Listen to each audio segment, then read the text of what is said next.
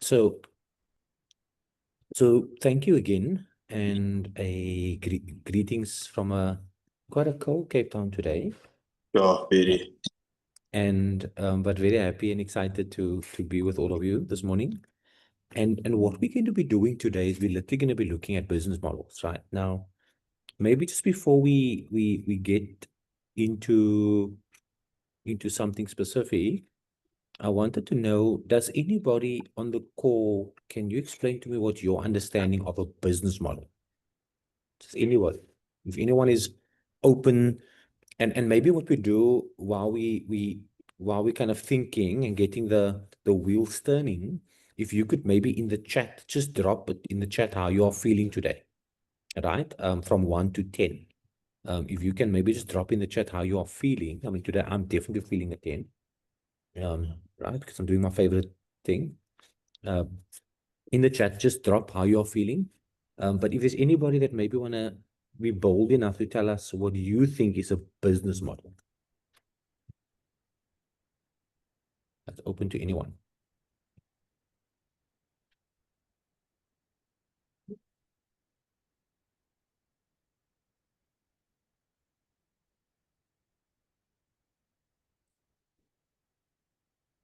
Anybody? If Tyler, before maybe? if and keep dropping your numbers, how you feeling today? Let's see. I can go ahead.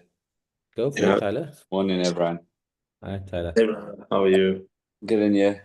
Good, good, good.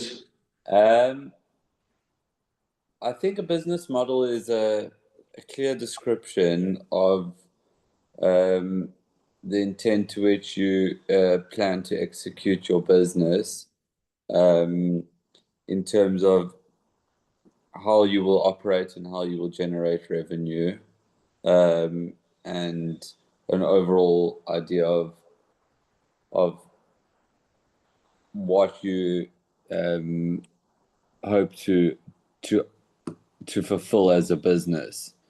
I guess it can be quite broad, but it needs to mention a few key points about your business.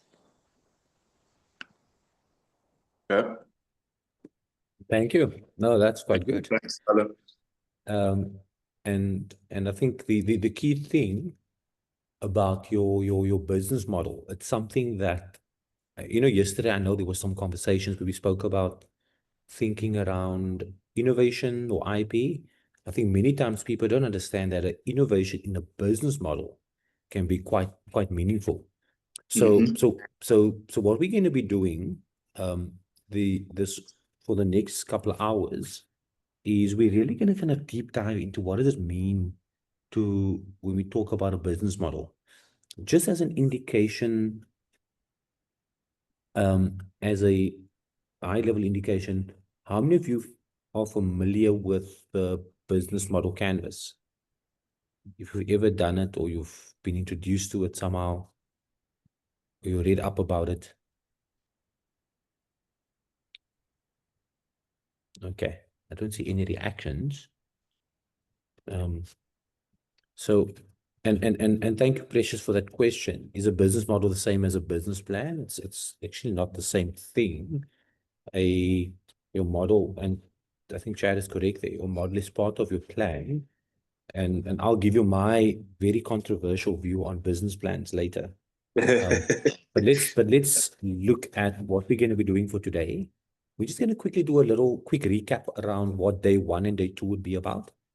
Right? Remember we spoke about customers and value propositions and customer acquisitions. Remember that's what we spoke about.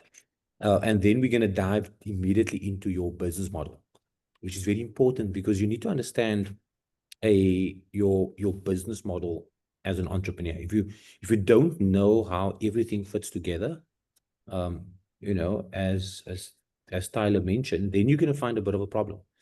And a business model is an absolute beautiful thing. It's like a work of art in my view.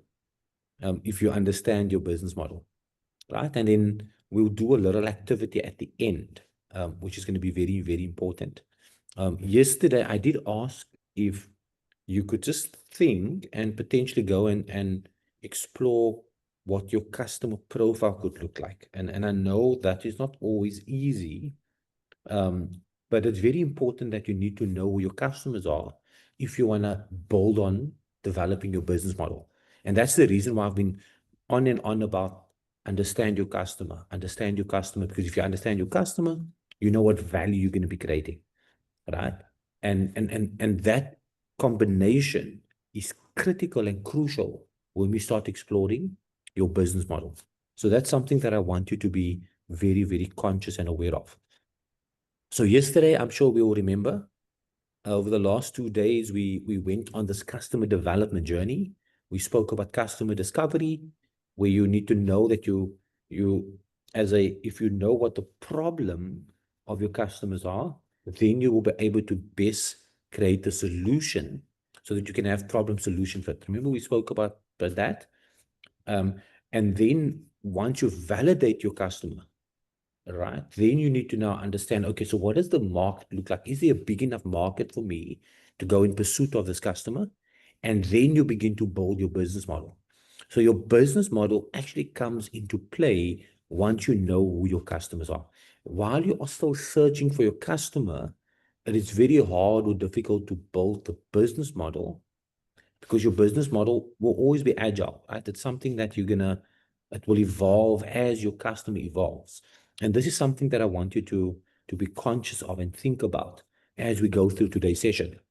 And then, of course, after that you begin and you start building your company, right? So it's important for us to note that the customer development journey is important, because it's in that journey that you actually know how to build your business model. But we spoke about this at length, so I'm not going to repeat that.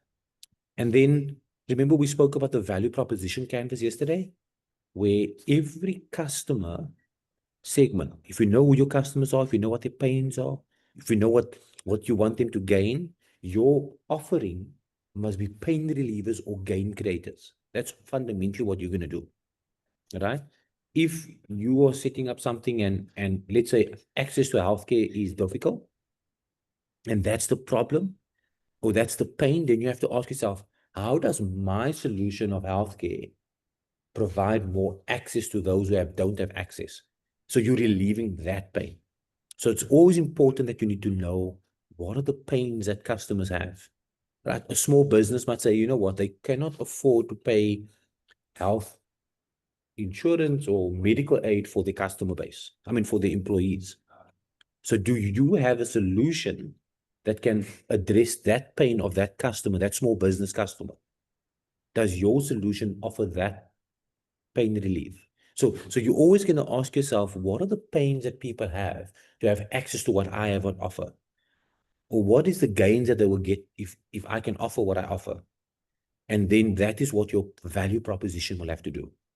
So this is the reason why it's so important that we clear with what, when we talk about your customer, when we talk about your customers are, because the idea is that once you understand your customer better, you can be able to create a value proposition for that customer better. So this is the thing. And I mean, we spoke about this at length yesterday. We spoke about your customer acquisition. If you remember, you're always going to have to get the customer first, bring the customer in. And every business, it's about getting a customer and keeping the customer, right? Keeping the customer is, how do I make sure the customers don't leave? What do I do in order to ensure that the experience that they get is of such value that they want to stay with you? And then you have to ask yourself, how do I grow with this customer base? Okay. How do I actually go about growing with my customer base, where they now become almost like agents for the business? So customer acquisition, we spoke about this as well. So this morning, so just before I continue, are there any questions so far? Oh, and then we also spoke about, going into customer acquisition can be broad, or it can be extremely deep. Meaning you try multiple channels, how to get customers, or you go deep, where you go very specific because you understand your customer well enough that you know how to find them And channels just means how you reach your customers, how you engage your customers. Okay. So any questions on what we've been covering for the last 2 days? Is it at least clear? Do you at least see a little bit of a picture before I go into my favorite part, which is a whole week I've been looking forward to this session, because this is my favorite session. Any questions or thoughts that you want me to that you want to share? Okay. Seems to be good. Perfect. Now, sorry, Chad, you want to add something? No, I say it's fine. I'll get onto it Okay. later. So here is the first thing that I want to make sure we're clear about. Many times when you ask entrepreneurs, and fortunately, we had when Tyler gave his definition, he didn't confuse the two. Many entrepreneurs confuse revenue model with business model. Sometimes what they'll do is you ask them, what's your business model? Then they will say, no, it is consulting, or they confuse a revenue model with a business model. Now, I want you to listen very carefully. A revenue model describes how your business, right, actually generate an income. What are the mechanisms that you use to generate an income? In other words, so let's assume your customer base is small businesses. Your customers are small businesses, and the small business pays a monthly subscription to you. So whenever any of the staff is sick, then you will basically go and render the service. Okay. Now, with that model, the revenue model is subscription. It's a subscription revenue model. If your customer base, like in Happiness's case, where people would come for the consultation, after the consultation, they will then pay, bearing in mind it's a consultation, and now they go and they pay for that consultation. That is typically a transactional model. They basically bought your time. So depending on the type of customer segment that you have, your revenue model might change. Okay? Your revenue model might change. So it's important for you to know that the revenue model is not a business model. A revenue model, you can have multiple revenue models for each customer segment. Okay? You can have, there's different ways of how you can actually generate revenue for a different customer segment. A business model specifically tells you how does all aspects in your business fit together and how does it create value. This is important, okay? And this is something that I want you to understand. Your revenue model sits inside of your business model. Now, a big company can have multiple business models. It's quite possible. But it's important that when you start off, you want to find your core business model. I always encourage entrepreneurs, when you first start with one core business model. Right? You don't want to have multiple business models. An example of multiple business models could be if you have, let's say, a company like a Pick n Pay, they have a business model for the delivery service that they do. They have a business model for the normal grocery business, food business, and then they have a business model for the clothing, Pick n Pay clothing as an example.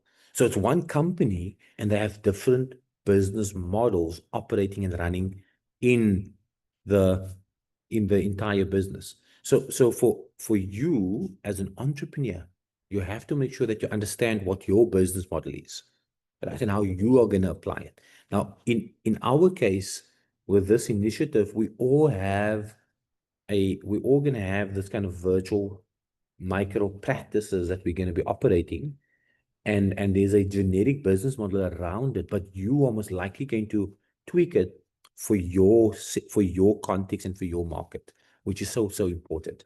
So I want to make sure that you understand the difference between a business model that tells you how all the parts in the business comes together to create value, and a revenue model that specifically tells you how your business generates an income or make money. Okay.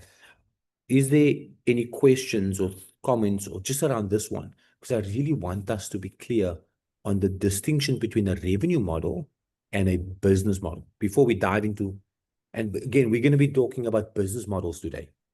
Is that Precious? You have your hand up? Yeah. You can go, Precious.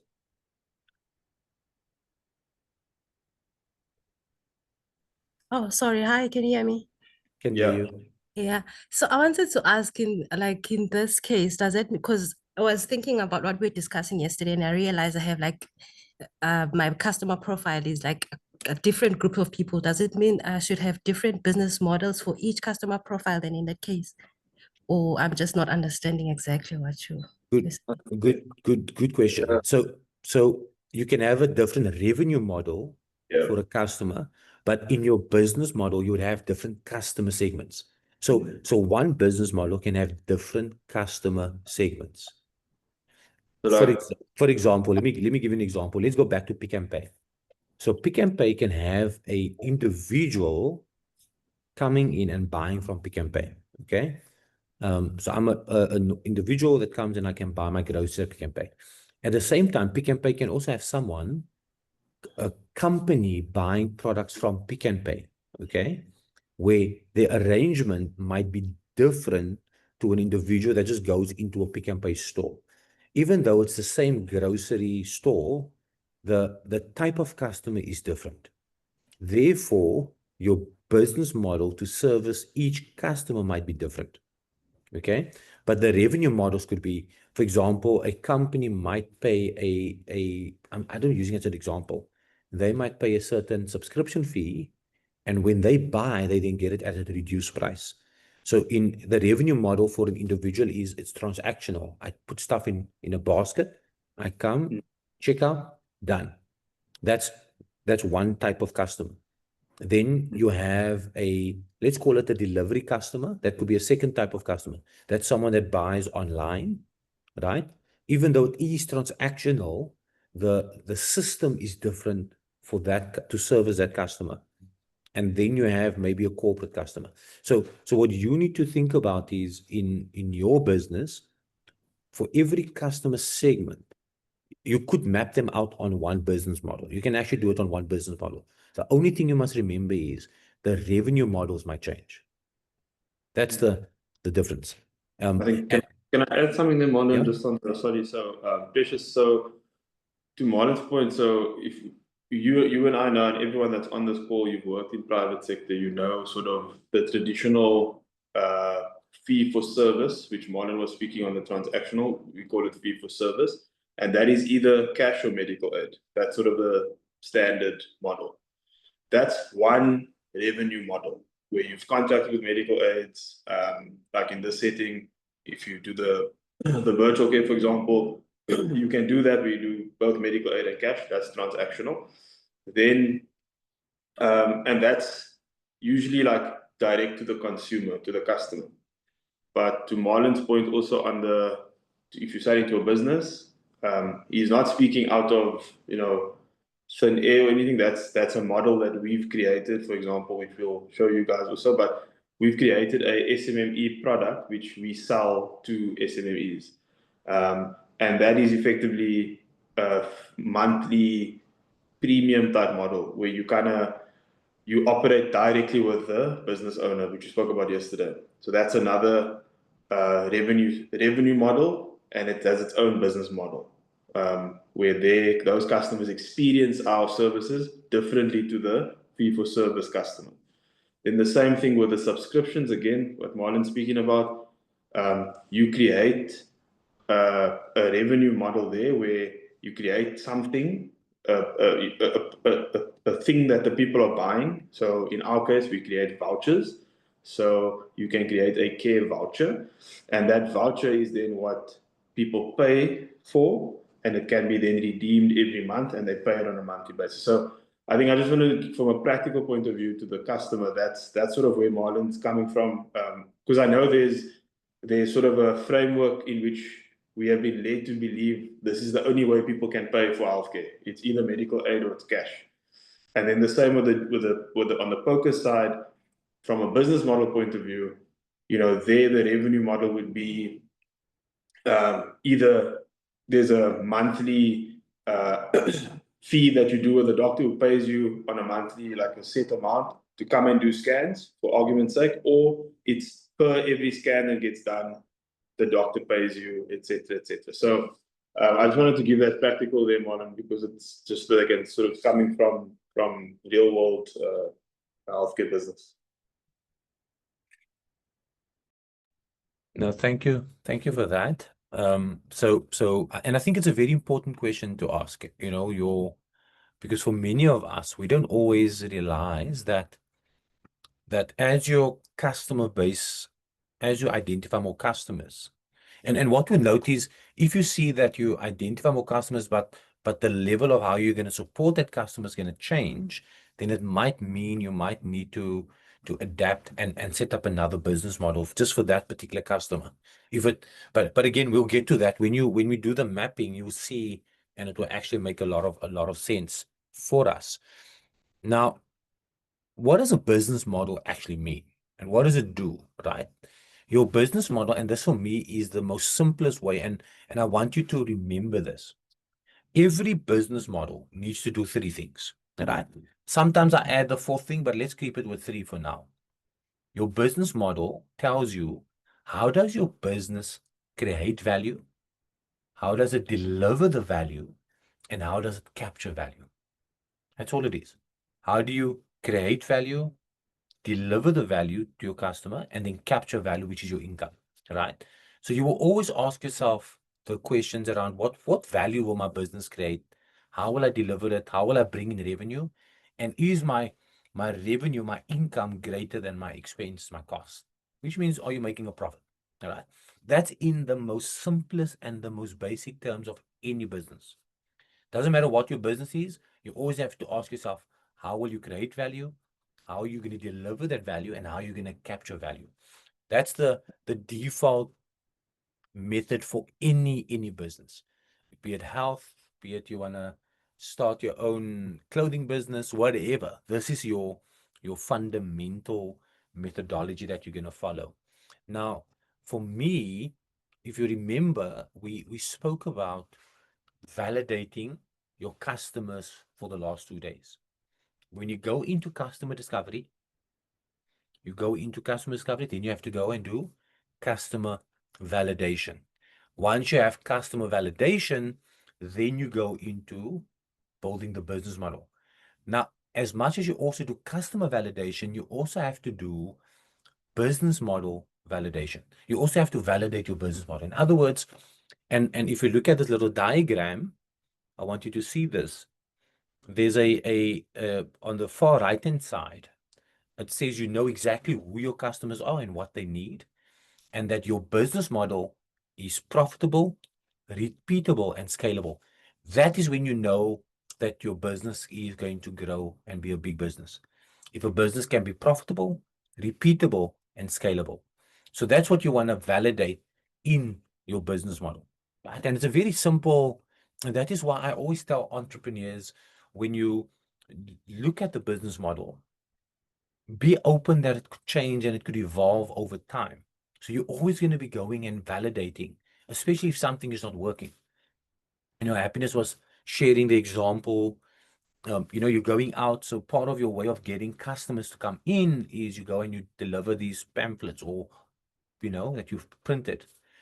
And it's not bringing the number of people through the doors as you anticipated. So now it means there's your channel that you now need to go and test.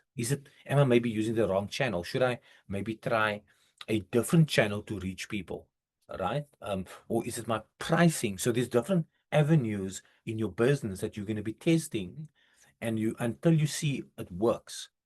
Then what you do is, once it's validated, now you begin to deliver and you push on those things. So very, very important for us. So let's quickly look at my favorite diagram, right? And this is called the business model canvas. Now, I'm going to say something that's very controversial. Please don't quote me. I know this thing is being recorded. But for everything that I've done in business, I've always believed in, when I was first introduced to the business model canvas many years ago, And I had the privilege of actually meeting Steve Blank, who is a core person in doing this business validation part. He didn't create the business model canvas model, but he was core in identifying how do you actually set up these segments to help you understand your business better. If you can understand a business model canvas, then I think you should be okay. I mean, we've literally, you know, I know many times people say, no, but you must write your business plans and all of those things. In all my fundraising experience or things that I've done, I didn't go and write business plans unless there's a request to write a business case. But I always believe as an entrepreneur, you need to know your business. You know, you don't need to be a master at everything, but know your business. And the business model canvas or the BMC is such a good way to describe how to understand and know your business. Now, there's a few things that I want to bring to your attention.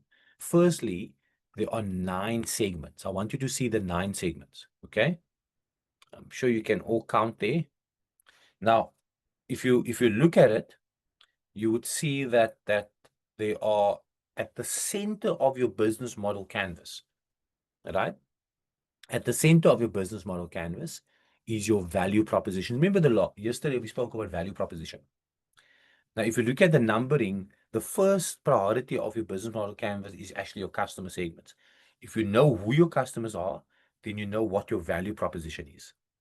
So at the center of your business model canvas is your value proposition, okay?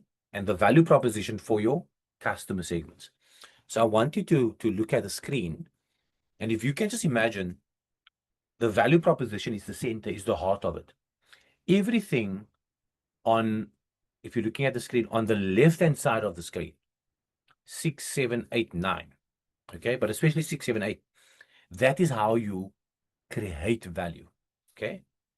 6, 7, 8 is how you create value. If you're looking at 3, 4, 1, that is how you deliver the value. 5 is how you capture your value, okay? Maybe 5 and 4. 5 is how you capture the value. So when you look at the diagram, it's important that you see how you create value, how you deliver value to your customer, and how do you capture value. And of course, 5 always has to be greater than 9, okay? Which doesn't make sense when you say it out loud. 5 has to be greater than 9. Then it's a good business, okay? So this is the business model canvas. It's got the 9 segments that shows you how you're going to create value in the business, how you're going to deliver value to your customer, and how you're going to capture value. All right. It's important to note, by whenever you creating value, 6, 7, it's going to mean there's a cost implication. So that has a direct impact on 9. Channels has an impact on 9. Customer relationships has an impact on 9. The type of revenue stream that you use has an impact on 9. Okay, and I'm going to explain that to you in more detail. But I want you just to see the picture. There's 9 segments. It's how you create value on the left-hand side, how you deliver value on the right-hand side, and how you capture value at the bottom. I think there's a question. Oh, okay, precious. And I think it's very important. And you know what? One of the main things for us to think about and understand in this journey is that, and we're gonna unpack this a little bit more. And let me just quickly go to the next diagram. So when you think about your business model canvas, okay, I want you just to quickly see this. Your value proposition is for your customer segments. Customer segments, remember we spoke about it. SME is a customer segment. Private is a customer segment. People that come in with medical aid is a customer segment. Corporate clients is a different customer segment. So every customer segment will be different. Your channel of how you communicate with a private individual client is different to how you communicate with a corporate client. Am I right? The way you sell to a private client is different to how you sell to a corporate client. the way you interact, your customer relationships with a private client. I'm working on the right-hand side here, is different to how you would engage and work with a corporate client. So it's very, very important that you understand who your customer segments are, because your channels and your customer relationships will be different. Do we all see that picture? Okay. That is why knowing who your customers are and what your value proposition is, it's so important. But then at the same time, in order for you to deliver a service to a particular customer, there are certain things that you need to do. So for example, if you're going to provide healthcare to, let's call it SMMEs, small businesses, owners, who's got a level of 5 or more staff, I'm just using that as an example, then you need to know how to sell to small businesses. So you need to have sales. You need to have you need to know how you're going to render the service to, maybe you're going to use My Pocket Health, which is virtual care that you're going to be doing to their client base, to their employee base, right? So all of these things are activities that you are going to do.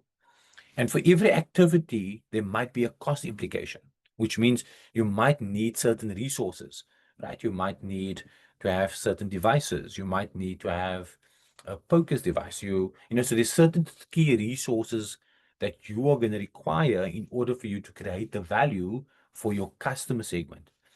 And then you're going to need certain partnerships, right? For example, Innovate is a partnership. Art Lab's a partnership. Innovation Edge, IDC, we are all partners, right? We're with you on this journey. But then there might be other partnerships that you might need. And I always want you to understand that whenever something is a key resource or a key activity, and you don't have the ability, because every key activity or key resource is going to cost you, okay? There's always a cost implication to it.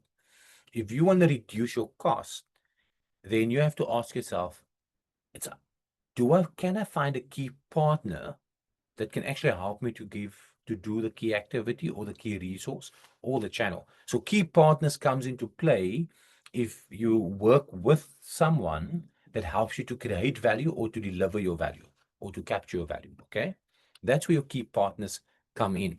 So you're always gonna look at your business. For example, if you're saying, and sorry, Happiness, that I'm using your example every time. How do I get more customers to come into my practice? What do I need to do to get more people to come in? So I don't know if Happiness has got a relationship and a partnership with the university yet. I don't know. Or with companies in the local area yet, if she actually approached them yet. But do you actually now decide, listen, let me go and partner with the university and their wellness or health department or with TVET colleges, and let's see if I can't do activations there with them. So the university and the college or the office block becomes a key partner, right? That you now work with. So you're always asking yourself, if I can't get more people through the door, is there a key partner that I can work with to drive feet through the door? If, for example, I now know that I want to do ultrasound scans, so now we know that Innovate with the U-Image device becomes a partner because they will provide access to these devices. So you're constantly looking for that. As I wanting to create more value for my customer, if I'm not able to do it, or I don't have everything to be able to do it, can I find a partner that can work with me in order to do it? Or if you want to reduce your costs, can I find a partner that can come in to help me reduce my costs when I do it with the partner? That's really why you need to look at the business model canvas. Is such a beautiful tool, because now you can map it all out and you can visually see how you're going to go about building your business. Are there any questions? Because I'm going to go and dive into each one of these segments, right, in more detail. But I just wanted to know, as I give you the high level overview, if there's anyone that might have a question or something that you're not sure of Because what you need to remember right now for me is at the heart of your business model is your value proposition, right? That's at the center of it. And that value proposition was carved and created for a customer segment that you spend time to understand. Okay. And for every customer segment, your value proposition will change. And it could be that your revenue model could be different. Okay. Your revenue model could be different. So it's very, very important that you see this as a tool that helps you. And again, if one thing doesn't work, you look at the canvas and you say, okay, maybe I need to go and change my activities.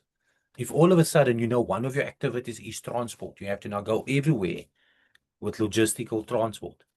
In your case, the local GP practices could be a key partner. You're now going to partner with local GPs and you're going to render an additional value add to their offering where you can now provide POCA services, right? So all of a sudden, local GPs become a key partner and not a competitor. And I think these are the kind of things that you are going to navigate. And this is very, very important. But again, the business model canvas allows you to see the picture. This actually gives you the picture beautifully. Marlon, can I ask ask a question also? If you guys think back to let's think back to maybe internship or maybe internship ComServe. Let's say ComServe. Can one of you guys maybe just kind of sketch what it was like when you had to refer a patient to ortho? Like anyone, like if you were in EC and you had to refer a patient to ortho, can anyone just kind of give me like that step, the process you followed, what type of stuff you went through, if you can remember? I'm saying ortho or psych or somewhere where it was a bit challenging.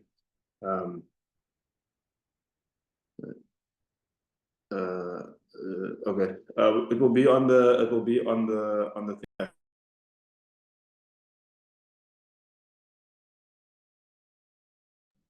If anyone can kind of just walk me through that quickly, if you're fine with it, that referral process you went through. Anybody, when you were the doctor in EC, busy EC. Yeah, I see Precious and Bianca's got their hands up, so maybe anyone, you guys can go. Bianca or Precious, either one.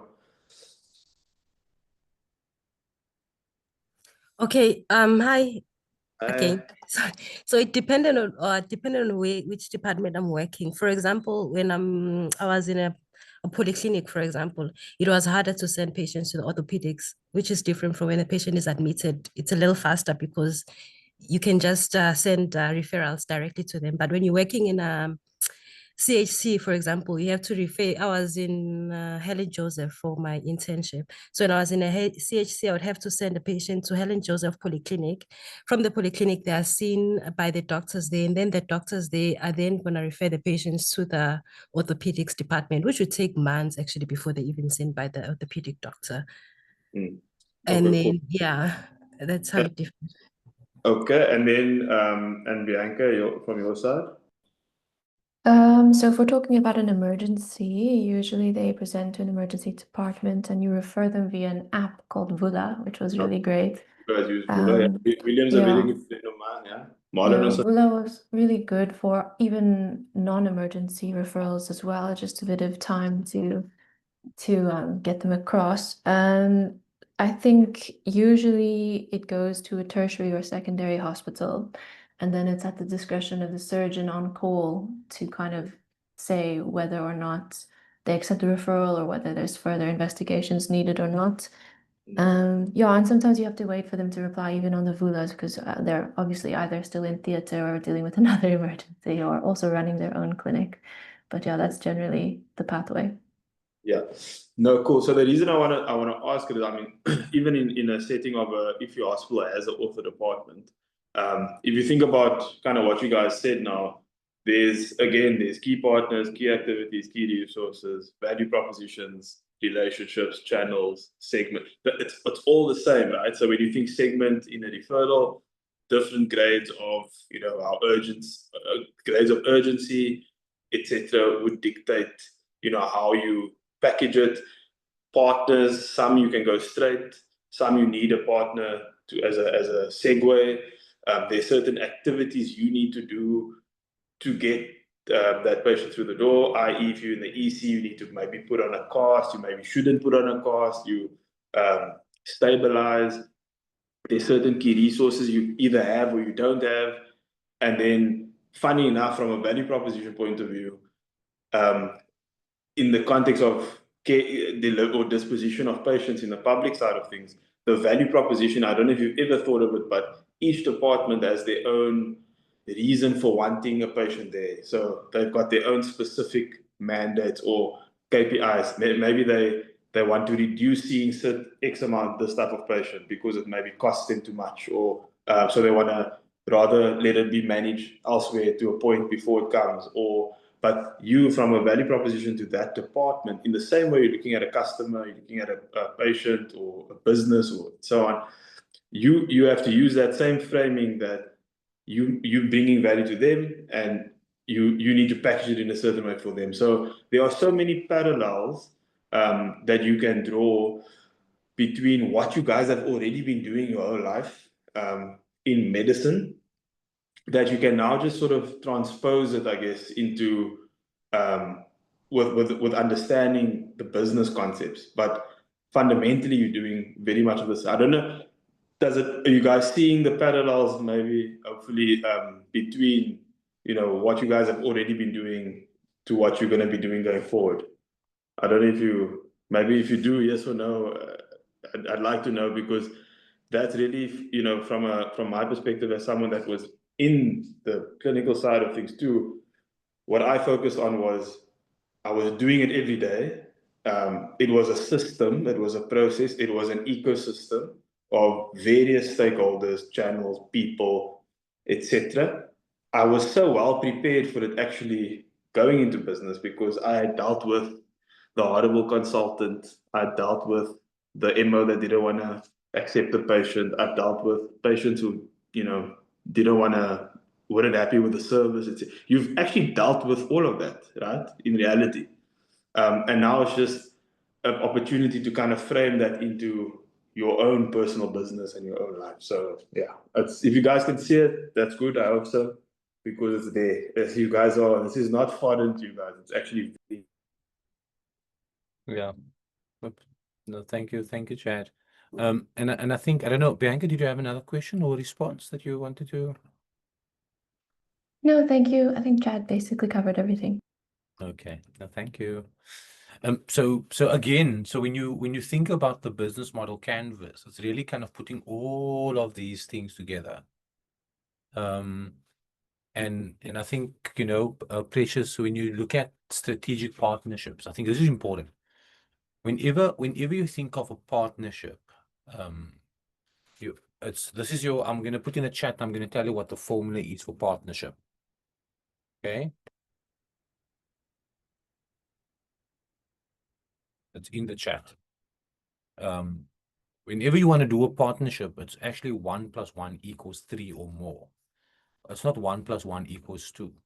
So whenever you find yourself in a place where you can work with a partner, a key partner, it can't be like, it's like if I bring water and you bring a bread, and I still just drink my water and you still just eat your bread, then that's not really a partnership. It should be that I bring my water, you bring your bread, and now we have bread and water, so we have more.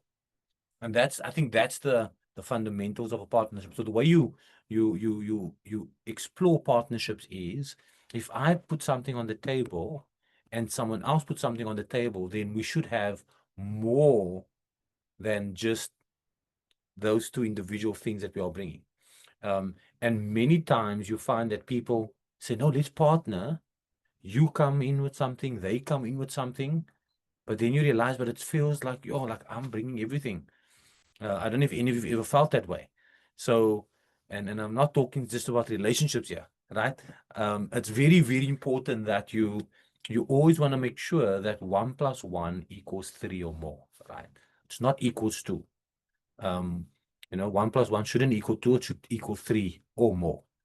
Happiness, I don't know, you had your hand up earlier. Was that for the question or just yeah, you can ask.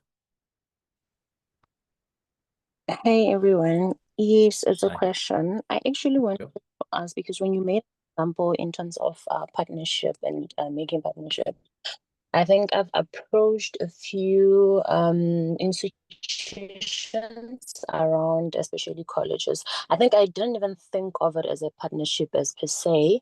I'd actually approached to give a few classes, or if I wanted to actually give a talk to the patient, not to the patient, but then to the college students in terms of contraceptives, because I realized that most of them that came in don't know the different kind of contraception, what are the effects, and like they would have a lot of questions. So I never actually thought of it as a partnership, but it was just, for me, it was giving back to the community, but also trying to be relevant and relatable so that patients can know that, okay, there's this doctor that is a bit relatable, is young, is female, I can talk to, I can actually send a WhatsApp. My question is, how do you, because it's difficult to actually get the time slot, especially with the university, the major universities, the colleges not so much, but with the university, how do I push about to get that time? Because we need to be able to get the opportunity to see the students or to talk to the students, and also draw in some customers to come in through, is to actually push through. How do I go about that to actually form the partnership with them? Marlon, can I answer that one? Thank you. Okay. Yeah. So it's a very good question, and it's amazing that you've taken that initiative to do it, and it is exactly what is needed, because, but it depends. To answer the question, it's about what is the structure of the university. So, for example, how we started. I'll give you a practical example. We've got one of our doctors operate close to one of the big universities in Cape Town.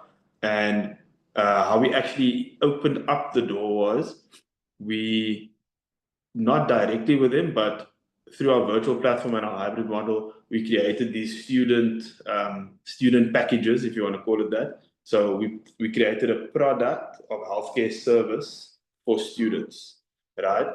And that product included things like STI screening,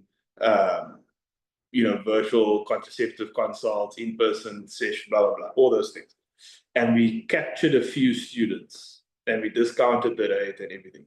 Then from there, we got the students to speak about it amongst the other students. So why we did that was, you kind of separated from the formal structures of the university.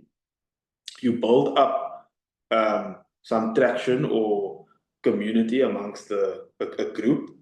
And then once you've done that, you go to the university and say, hi guys, look at this. I've already got 50, maybe 100 of the students already engaging.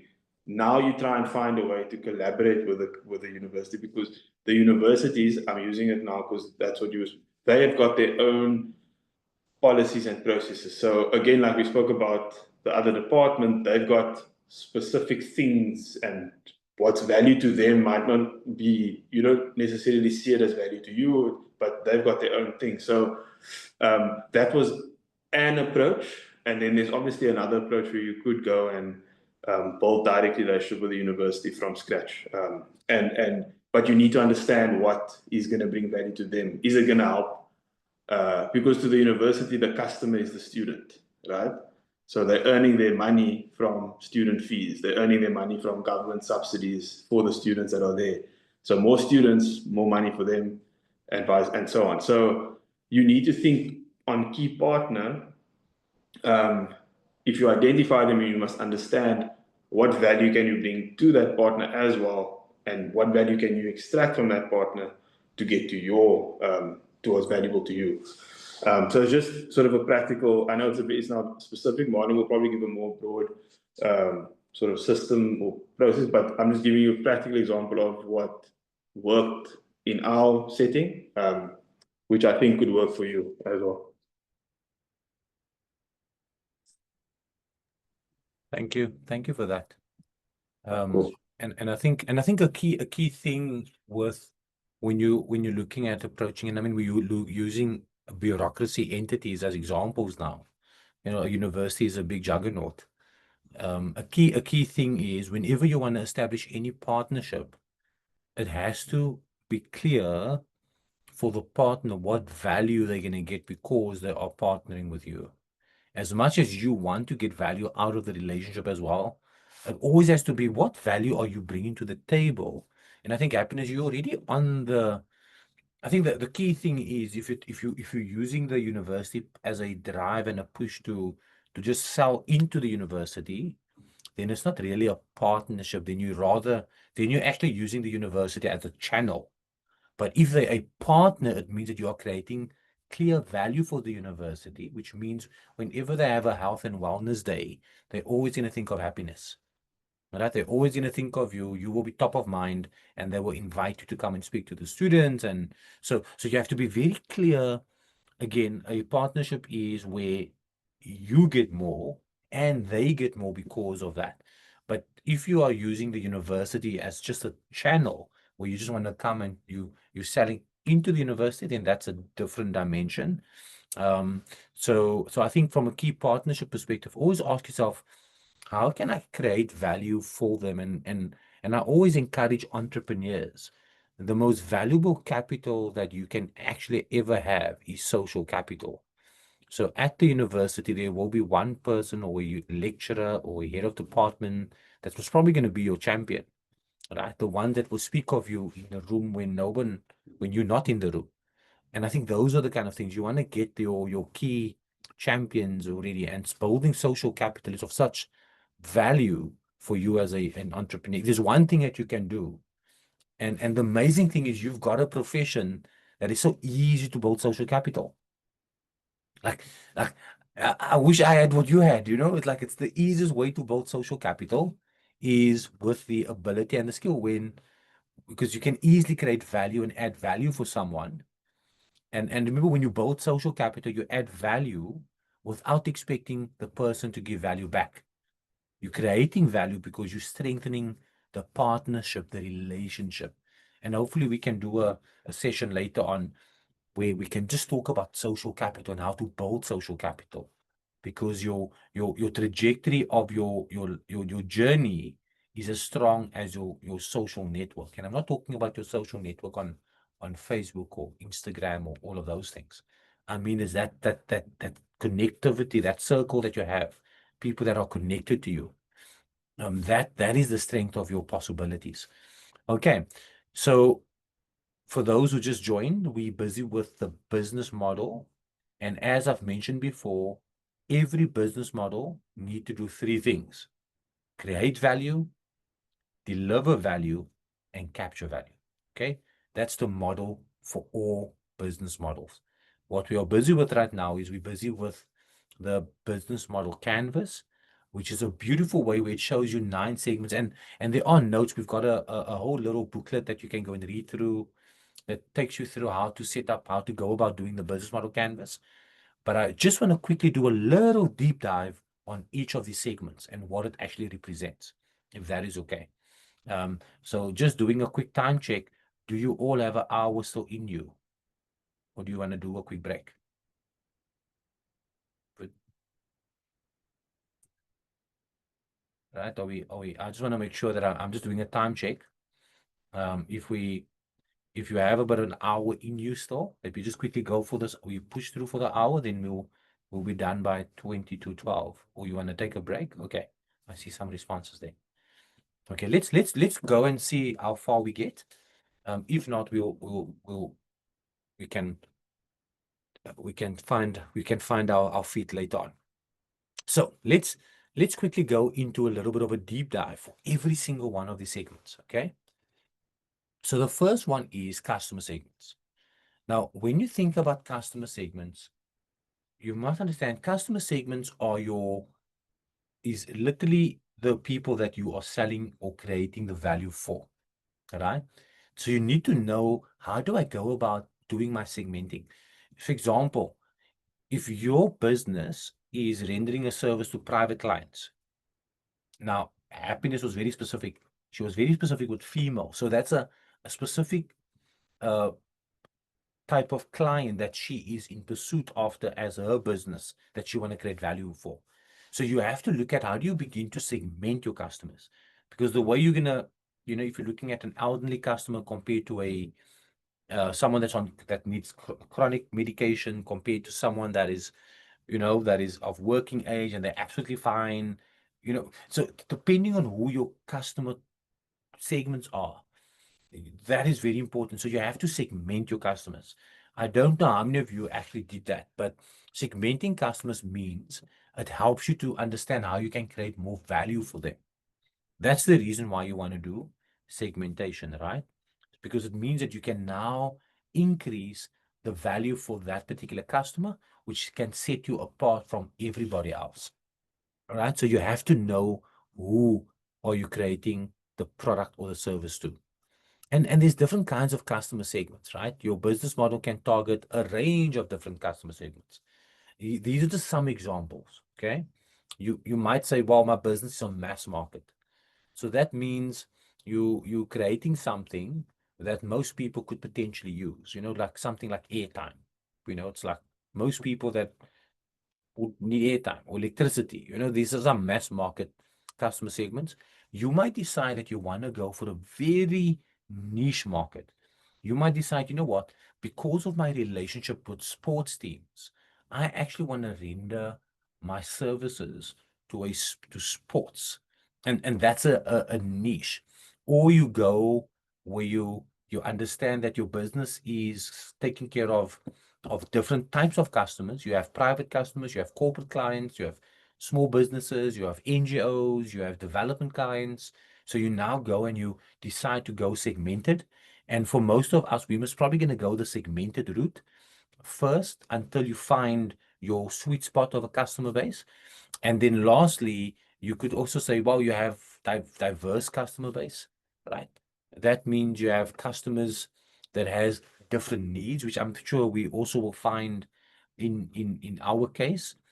Then you also have your what they call multi-sided markets. This is literally where you have like a bit of a marketplace. And the example they use that I use here is you have a credit card company that caters for both the credit card holders as well as for the merchants, those who accept the cards, right? So you kind of it's almost like if you're rendering a service to, let's call it a corporate company or a small business that have staff, you might decide, okay, maybe it's a multi-sided market. I'm selling to the small business who might subsidize the consultations of their staff. So they might not cover everything, but they will perhaps say, you know what, they pay a little subscription, which means that whenever their staff is sick, as a benefit, they would come and they'll get a lower priced consultation. Or you work it in, if you decide, let me try private universities or private colleges. And so, you know what, let's do something where you pay an X amount and whenever the students need to go for healthcare, I'm just using that as an example. So you can decide what are the multi-sided markets that you want to create. But fundamentally, you need to know who your customers are. You need to segment your customer base. And depending on the customer segmentation, that will have a direct impact on your business model as well as your revenue model. Okay. So just very important for us to be aware of that. Then we have what we call our value proposition. And I mean, we spent a lot of time on value proposition, right? It's the heart of your business model. It tells you what is unique. It tells you what value do you create and deliver for your customer. So I'm not going to spend too much time on value proposition because we spoke about this at length during the previous 2 days.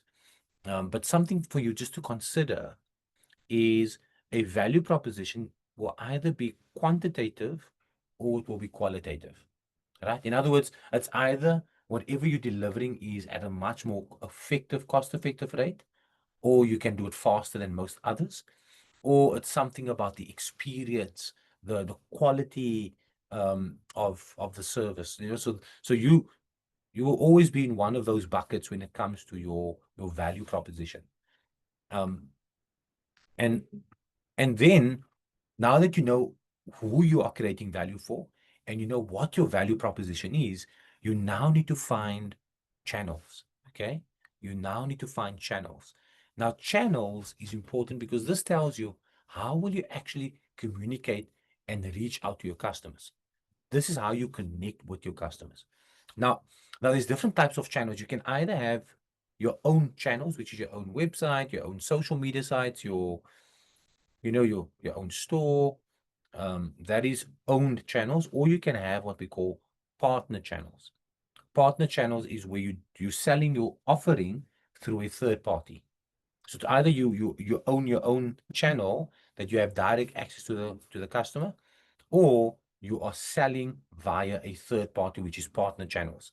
So these are your two main channels. And for you, if you, for example, are building up a database of clients, of patients, then you must probably want to make sure that eventually you get to a point where you have your own channels so that you can see the customer base that you now have access to. For example, when you use a technology like, let's say, My Pocket Health, My Pocket Health allows you to onboard your customer base, and you're just facilitating it with the technology. It becomes your own channel. Whereas if you're using something where you're building and you're looking at using a third-party platform where the patients belong to them, right? And you just come and render a service, that's a different type of model. So it's quite possible, and just to be clear, that in this kind of venture and this initiative that we are doing, when you are working with, let's say, a local GP, you might go and service their customers, which means you are using their channel, which is a partner channel. Okay. I just want you to kind of see the distinction between channels. It can either be your own, or you can use partners. Now, it doesn't matter. In my view, you can use both, right? And if you see things are slow, look at how you can use partner channels to grow your base of potential clients. But this is very important, right? This is how your customers buy your services from you, and how you support your customers post they've made engagements with you. So every business model will have a channel. Okay. And I'm just going, we've been through this. I'm just kind of quickly running through it again. And then there's your customer relationships. What type of relationships do you need to establish with your customer, right? I mean, in your case, of course, a lot of it will be personalized because of the nature of your service. So it's a personalized service that you have. But you need to understand how will you engage and connect with your customer throughout the journey when they're engaging with you as a business, right? Very, very important.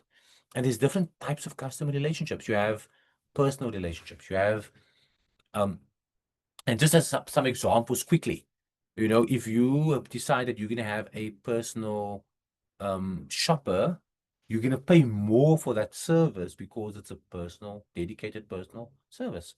If it is self-service, if you go to a vending machine, it's the same. Like, let me reframe quickly. If I go and I sit in a restaurant and someone serves me and they serve me a orange juice, okay, there's a certain price that I'm going to pay for the orange juice. Now, the reason for that is because there's some personal assistance or a dedicated personal assistance. My expectancy is I'm probably going to pay more for the orange juice. If I go into self-service, let's say I go to a vending machine where I can buy a juice through a vending machine, my expectation, or an automate, which is a self-service or an automated service, it means that I expect to pay less for the juice because it was an automated service, right? So depending on your customer relationships, that will also have a direct impact on your revenue as well as on your channels. So I want you to understand how all of these things are interlinked, right? You could also have where your customer relationships are managed through communities, right? Where all of a sudden you have these community forums or community groups, and that's where the customer relationships are managed, or you co-create it with your customer relationship with your particular customer. So there's a whole range of different customer relationships. These are just some examples that I want you to be aware of. And for you, you need to ask yourself, what kind of customer relationships am I going to maintain in the engagement that this customer will have with me as a business? Again, depending on the type of customer segment, it might be a different customer relationship that you would hold. So maybe just to ask if there's anyone that has any questions so far, because I'm just kind of running through the 9 segments, and then I'm going to bring it all together for us so you can see the picture. Any questions so far? Remember, we covered value proposition, which we spoke about at length, which is at the heart of the business. The value proposition is created for a customer segment, which you need to know well, because if you know them well, then you're going to know what channel to use to reach them, and you're going to know what customer relationship tool that you need to utilize to ensure that you have a good ongoing relationship with this particular customer. I just want to know if there's any questions so far. But I'm hoping you see the picture why understanding your customer is so important, because there's a direct impact on channels, customer relationships, as well as on your value proposition. Okay. You can also drop your questions in the chat and we'll grab it from there. And then, of course, we're still on the right-hand side of the business model canvas. Every business needs to make revenue. You must make money, right? You cannot not make money in the business. So revenue streams tell us, how does the company actually generate the income, right? By selling the service or the product. Now, it's either going to be transaction-based revenue, which is someone comes for a consultation and there's a payment. Or you can find a model that is recurring revenue, where they make ongoing payments for using your service or for having access to something that you offer post that consultation. So these are kind of like things that you're always going to have to think about. Now, I know in the traditional model of your industry, it's predominantly been transactional based, if I'm not mistaken. My assumption is it's transactional based, at least in my experience, where I pay and for the consultation, or my medical aid pay for that consultation. Am I Yeah. correct in saying that? That's typically the way you get settled is transactional. Yeah, that's by design. Yeah, By design. The Board of Healthcare Funders sort of tries to mitigate or not allow doctors to have direct relationships with doctors with patients, other than that normal cash model. Yeah. And you know, here I believe, and I think it was yesterday when I know it was Tegan, I think, when we were talking about innovation. And there's a lot of opportunity for innovation when you think about, okay, it's crazy that your service is a relational service, but your revenue model is transactional, which is such a weird, it doesn't join. Like, it's such a weird thing, right? Which in nature, you want to ask yourself, can you find relational revenue models? You know, because typically then it's transactional. It's such a transactional thing. And this is something that I know kind of, and I don't have the answer, but these are the kind of things that as you begin to explore and you go on this journey, you would find that, wait a minute, but the innovation or the value proposition actually lies in areas that we never even anticipated, right? When you begin to think differently about what it is that you are doing. So revenue models, there's different types of revenue models. I mean, I'm not going to bombard you with this. You can go and read it on your own. You know, there's subscription based, which I think we all are familiar with. It's selling of an asset. There's licensing, there's brokerage. There's a whole range of different revenue models, but it all depends on your customer segment. Remember, different customer segments have got different types of revenue models. So I'm not going to spend too much time on this. I know traditionally in the industry that you are in, it's traditionally transactional in nature from a revenue model perspective, but there are potential opportunities to explore new ways of doing things as you begin to unearth this possibilities of innovation under revenue models. Then we spoke quite a bit about key partners, and key partners are external companies or suppliers that help you to carry out your key activities. That's their goal. All right. They're the ones that help you to do your key activities. And normally a key partner helps you to reduce risk. That's why you need a key partner. Now, there's different types of partnerships, and I already gave you my equation for partnerships. There's strategic alliance, where you decide, listen, let's partner with it's like it's a non-competing one. So, for example, you're gonna do a strategic alliance potentially with a factory that does a certain, or let's say you have a strategic alliance with a estate. There's this beautiful where people spend a lot of money to live on the estates, and you decide, let me see if I can't provide a strategic alliance. As part of the levies, there's also access to healthcare. I'm just making it up, but you find ways and means of how you can now add additional value for that. Because remember, if you go into this estate or apartment block or whatever the case might be, and you work out these models, there are things that you can do. It's a key partnership. Or you can decide, let's do co-opetition. This is where you decide to work with others that are doing exactly what you are doing, but you're now going to come together to create a strategic partnership so you can become bigger. Like you can go and partner with a local GP, and you are going to render additional services which they might not have access to, right?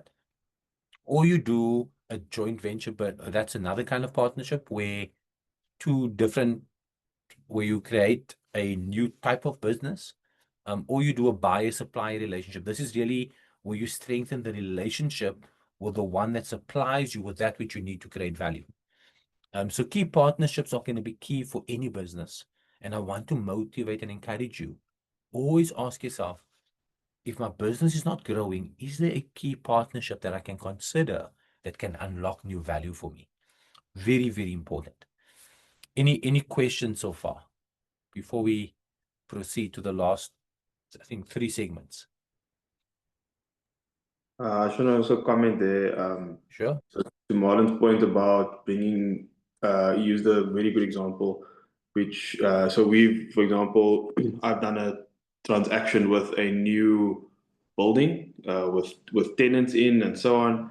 And just like Marlon said very smartly, if you just open your mind a little bit to thinking about the value you bring, right? A value added service in the context of someone, for example, now who lives somewhere, they live in an apartment and so on. We've done this already where we've become the care partner to that building, and all the tenants, as part of their levies, a small portion of that becomes taken off. It gets taken off every month. And then at the same time, we did a partnership with the store, the OK, in the building, where we've created, which we'll make available to you guys too, these care vouchers, and people can buy care vouchers at the OK at the money market, where they would buy airtime and data. So I think what Marlon's also trying to kind of allude to is saying, you can take your offering, which is your value prop is the fact that you can deliver care. That's the one part of it. That's the service you offer. But the value proposition is that you can make it accessible to people in innovative ways. And this then ties back to that spending hierarchy we spoke about the other day, where you try to elevate healthcare in the spending hierarchy by pairing it with things that people are spending on, like airtime, data, and so on. But it's up to you and us as the healthcare provider to frame healthcare in a more relevant manner, in the way that it's in the way people are currently paying for things.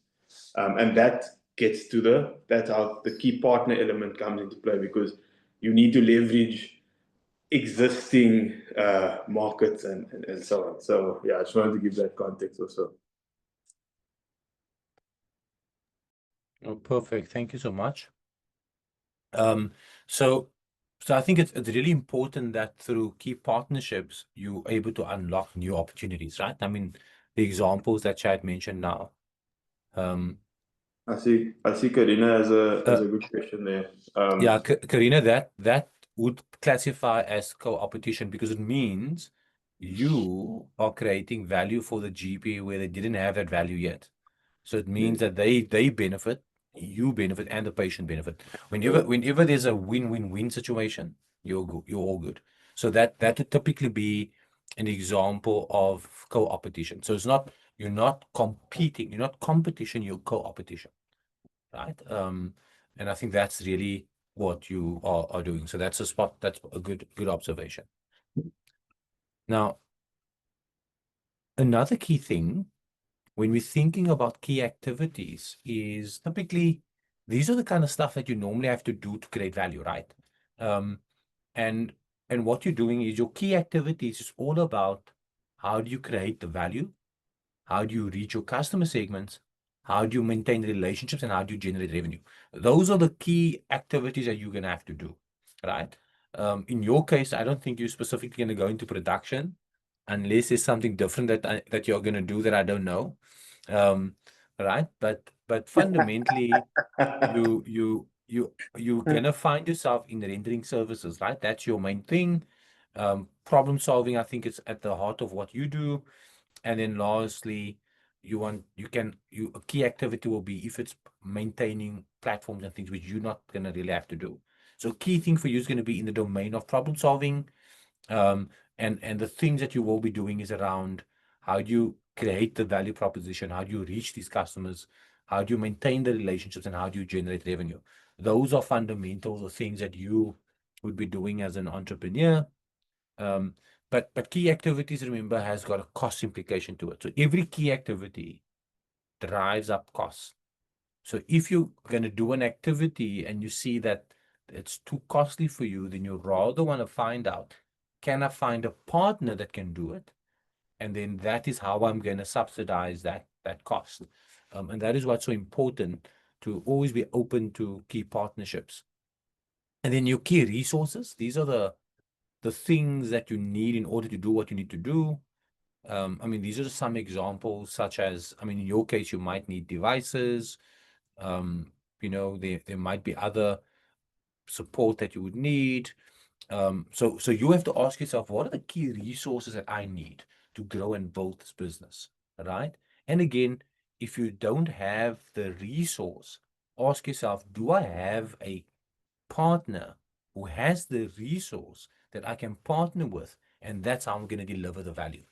And so you'll see that the key thing about key partnerships coming in quite a bit. As much as when we're talking about creating and delivering the value to your customer, we spoke about the importance of understanding your customer. You can see how on the left-hand side, your partners can become very crucial in the delivering creation of your value that you're creating. And this is very, very important. Now, finally, there's cost. Every single thing that you're going to do is going to have a cost implication to it. We're going to do a little session next week around finance and to give you a little bit of a oversight of how to think about your finance in the business. But you need to know what the costs are of everything in the business. So you cannot just think, oh no, but I can do this, or I'm going to jump in my car and I'm going to drive. Or you need to cost everything, right? And the reason for that is, if you know what the costs are, then you'll be able to know what are the kind of the value that I'm creating. Now remember, as a business, you're either going to be cost driven, which means you're looking at how do I become more efficient in my business, or you become value driven, which means you create such substantial value that people are willing to pay anything because of the level of value that you're creating. In our instance, you must probably going to have to do a little bit of both, in my view, right? Where it's going to be cost driven and you want to be value driven because of the nature of your business. But you, as an entrepreneur, need to understand every facet of the business when it comes to cost, right? If you decide that you're going to do something, there's a cost implication to it, every single thing. Now, I know, and I'm speaking out of, and please do correct me, I would assume when you did something in the public sector, I don't know if everything was costed. But at least in the sense of where you were aware or consciously aware, you know, that everything is costed. It's very, very important that as a business owner, you need to know every line item in your business so that you know where, because these are the levers that you have, right? If you find out that, hey, when my customers come to me, they love, and I'm dealing with my customers, they love having a nice cappuccino or a beautiful hot beverage, but that's not your core business, right? But you can work with a partner that can do that. And, you know, so there's anything that increase your cost, you ask yourself, can I reduce it? Find a better supplier, which means, can I find a better partner? Or is there a third-party partner that can do that, which reduce my cost? So therefore, you need to know what the costs are in your business. So I've gone through all 9, and I'm giving you an example on the screen. So when you think about your business model, right? Everything on the right is about creating and delivering value. Everything on the left is about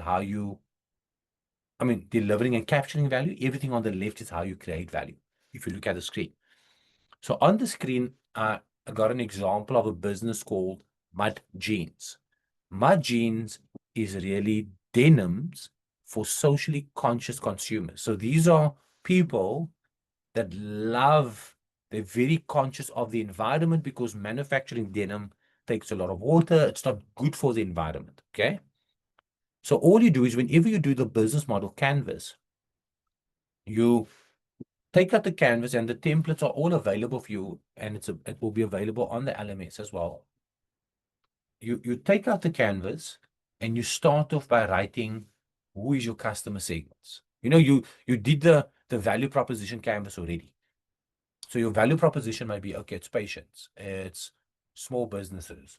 Maybe a customer segment could be, maybe I'm going to be more specific. It could be manufacturing plants or factories or mining houses, wherever the case might be. You write down the customer segments, and now you ask yourself, for that customer segment. So in this example, for socially conscious consumers, what is the value proposition that we have to create? So firstly, they are conscious of the environment. So it has to be a sustainable jeans made to last, okay?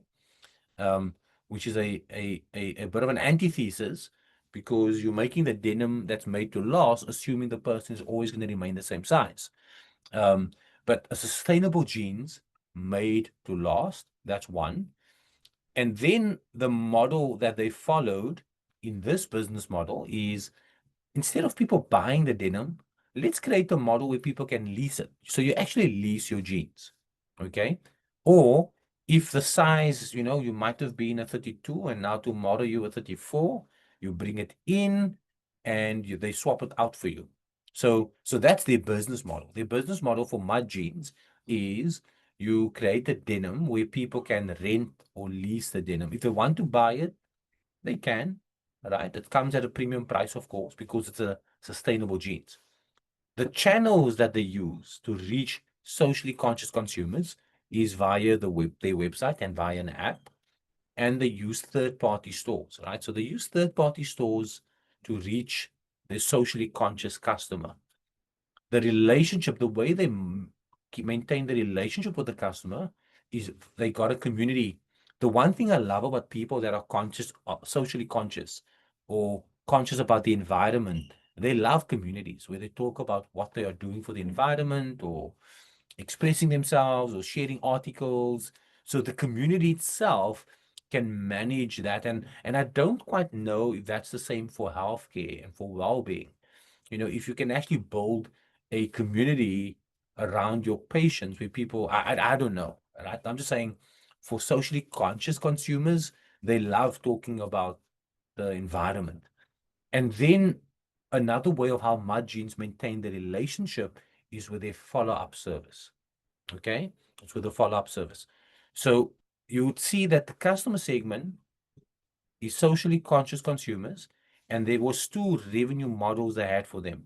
They can either buy the jeans, the sustainable jeans, or they can pay a membership fee and then they pay a monthly recurring rent. They pay a subscription for the jeans. Now, that is the revenue models for this particular business, which is about creating denims for socially conscious customers.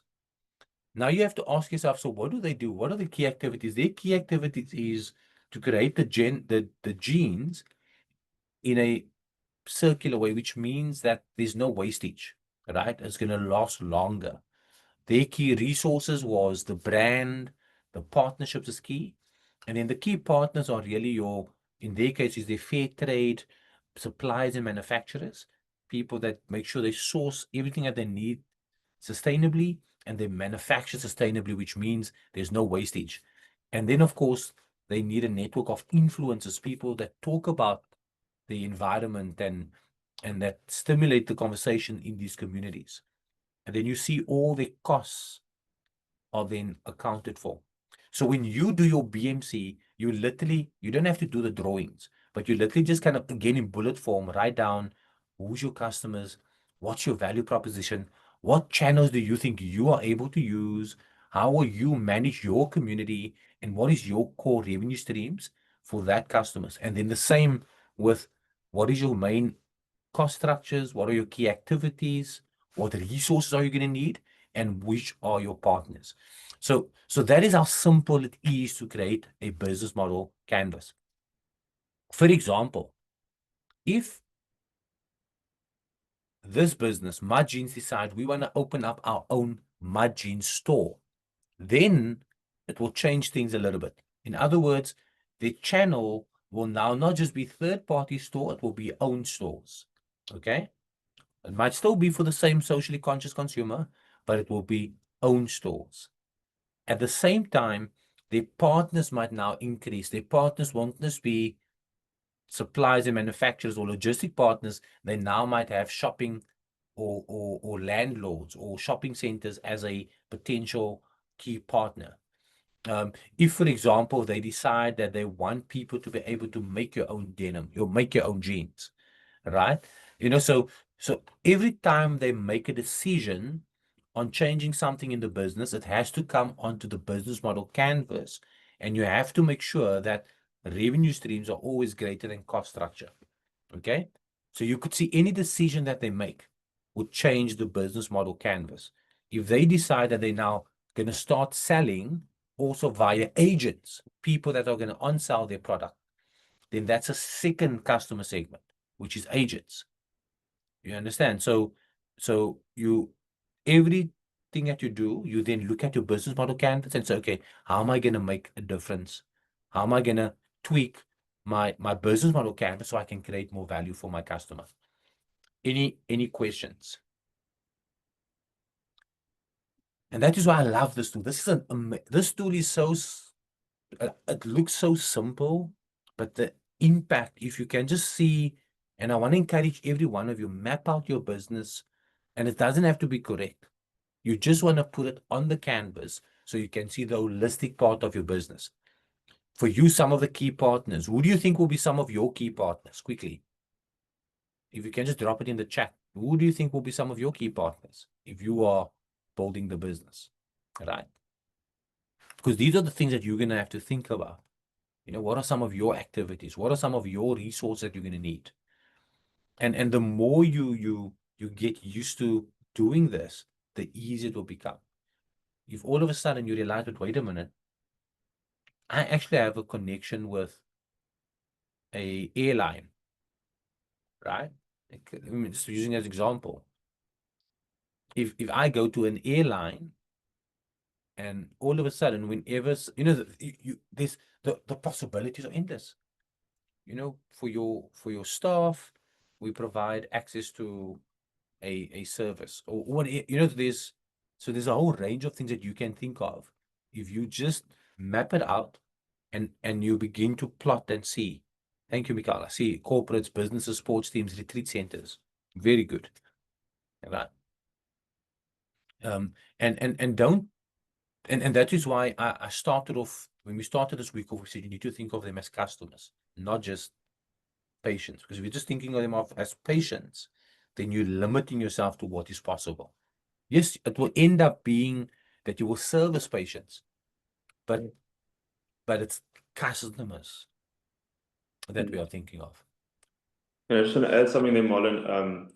What's also uniquely cool about we're going through this process now, and if you think about it carefully, and you put yourself from where I am and when Marlon, if you think about what we've done, we've also done this, right? Ultimately, where we've looked at an alternative way at scale, at a systems level that healthcare can work, and we've also identified key partners. I maybe have a certain strength and a skill set. Marlon comes in, all the different parts. So we went through a similar thing. This is the foundation. But what's amazing about this is with each doctor in their own lived reality, it will be unique to each and every single doctor where they are. So, that's what's so cool about it. Marlon's reality as he through the canvas is going to be different to mine, and Tegan's will be different to Tyler's, and so on and so forth. Like I actually had a discussion the other day with one of the doctors in the cohort.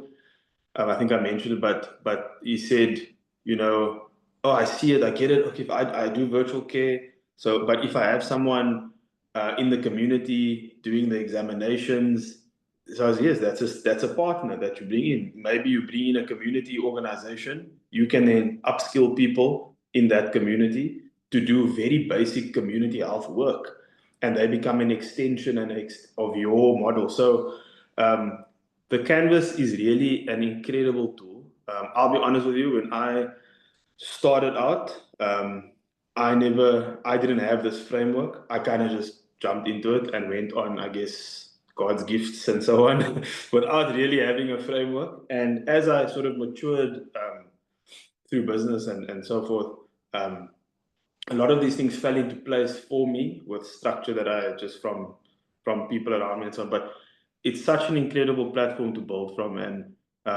it's, I think, something that you can spend some time on. No one is checking you. No one is like, it's not a yes, right or wrong thing. It's literally just a resource for you to engage with that we'll kind of build on as we go into the more specific stuff, next week and throughout the program. There'll always be a reference back to this as a foundational thing, and every week it will change. So yeah. Thank you so much for that. Precious, do you maybe just do you mind just giving an example? When you said that you struggling to find where you can add value to them. You had lots of possible partners. Maybe just an example, and then we could just see if we could do a little deep dive there. Sorry. Yeah. Yeah, yesterday, because after the meeting we had, so I was trying to discuss think of my possible customer profiles, right? So I was trying to create them. So I have different groups, obviously, but the main group I wanted to focus on were pensioners, right? I wanted to focus on the pensioners or kids with disabilities. So I had an idea that, okay, most of the time I know people struggle to go to the GPs, especially if you're a pensioner old and you can't even mobilize yourself. And then the people that and kids that live with disabilities, or even anybody, not necessarily a child, right? So I was thinking I could partner with I can't even find my notes. Oh my gosh, I can't find my notes. I'll just refer to my notes right now. So I wanted to partner with spas, resorts. I don't know. I can't find my notes exactly, but that was an idea. And medical aids and corporates, and I don't know. I'm just all over the place right now. But yesterday when I was thinking of it, I did not think of how I can add bring value to value them. to them. Yeah. Yeah. So it feels like it's mostly one-sided. And then I'm just thinking, how are they gonna even wanna partner with me if I don't necessarily bring value? For example, I was like, okay, medical aids, I can tell them, I can offer to go see the patients that live with disabilities or pensioners in their homes instead of them trying to go to, GPs or hospitals, because it's such an inconvenience. Oh, I also thought of the what is this, pharmacies, working with pharmacies so that they deliver medication for the patients that I see in their And homes. you can do it. But- And you can do it Yeah. if you keep it within if it's you, there's an element of sweat that goes into it where you physically doing the work, and it might not necessarily, maybe you don't want to scale it up to, millions of people, but if within your sort of community and where you find yourself, that's definitely something that you can do. But like if you look at the medical aids and things, again, those, like Marlon also said earlier, those bureaucratic structures, those, I think if you remember, I spoke about the momentum discussion where I thought, you're bringing value, it's not value to them, things don't work out. So those big sort of corporates are always challenging.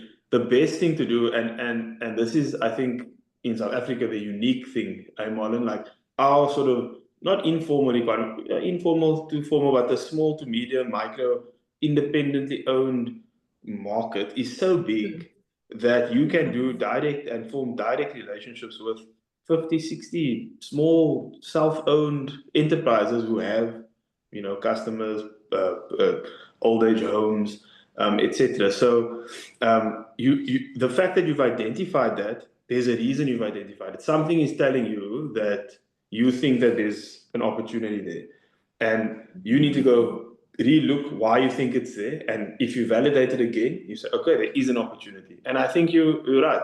There's definitely, to Marlon's point yesterday of the silver economy and so on, old age is a booming business, right? People are, that end of that last phase, on the GP side, the traditional thing is to give discounts to the pensioners. That's always like the standard thing,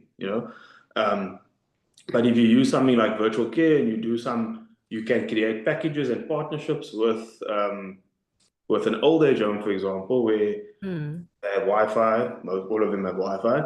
You can then schedule consults with them on a monthly basis. Either it can be included in the old age home fees. What value do you bring to that old age home? I think number one, you could reduce their costs in a way, because they need to bring nurses in, and when the cost of caring is high, so for them as a business, you must understand their business model, and that's the starting point.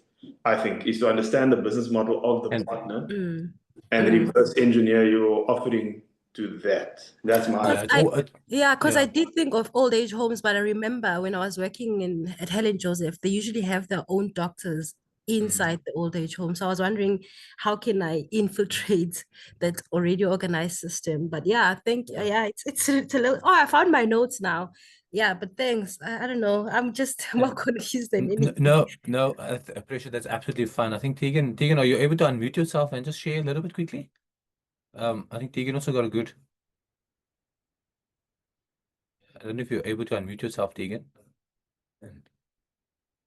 And again, it's a market that you are referring to.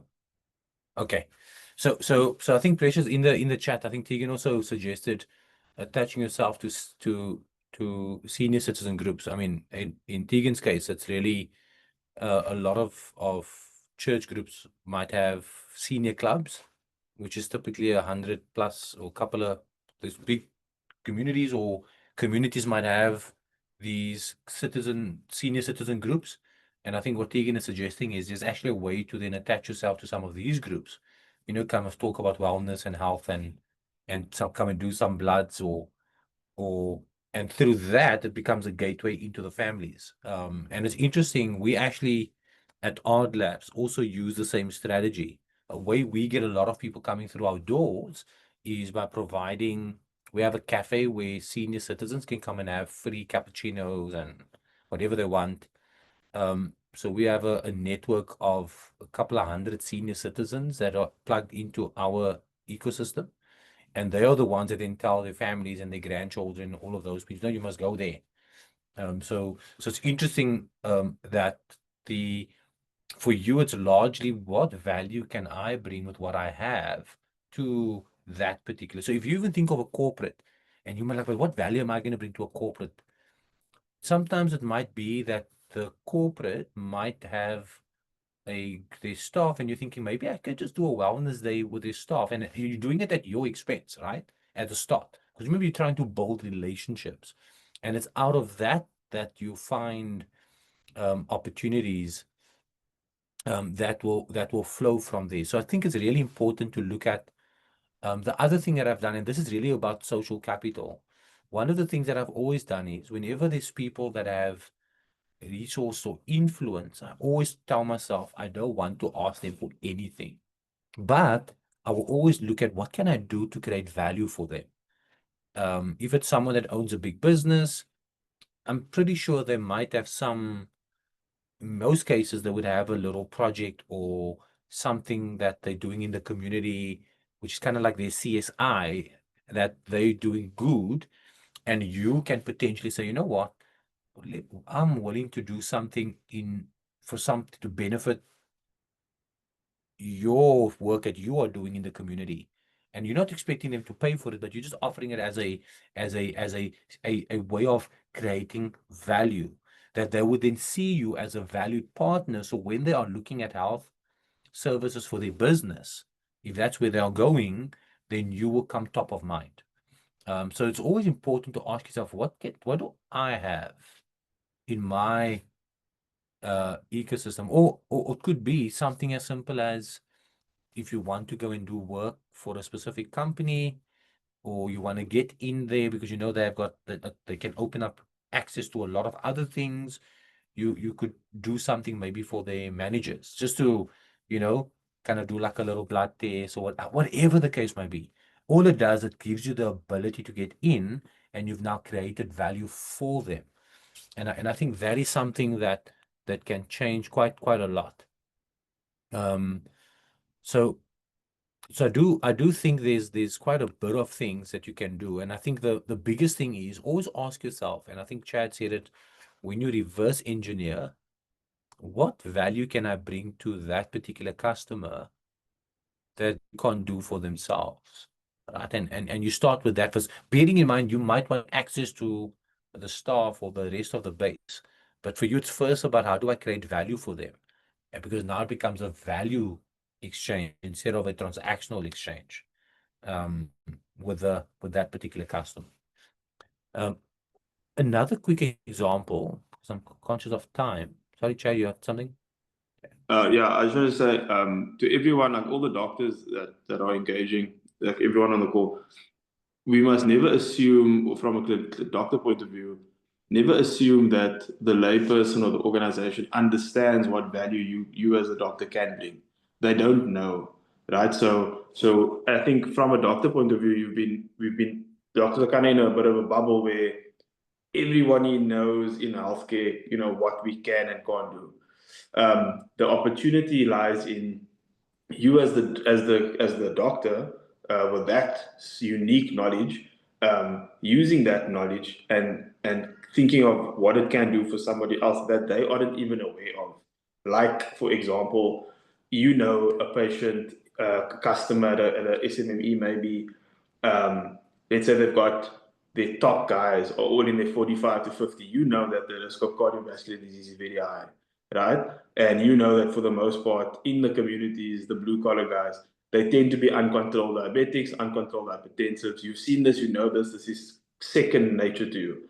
They don't know that. So you can go in and present it in such a way that, for you to optimize, if that employee gets unwell or, gets chronically ill and so on, that's going to directly impact that person's ability to work, and then obviously going to impact that business's bottom line and revenue, because they're losing specific key resources. You, with the knowledge, you're able to package that and present that in a way that if I'm the small business and I'm like, oh yeah, that actually makes sense.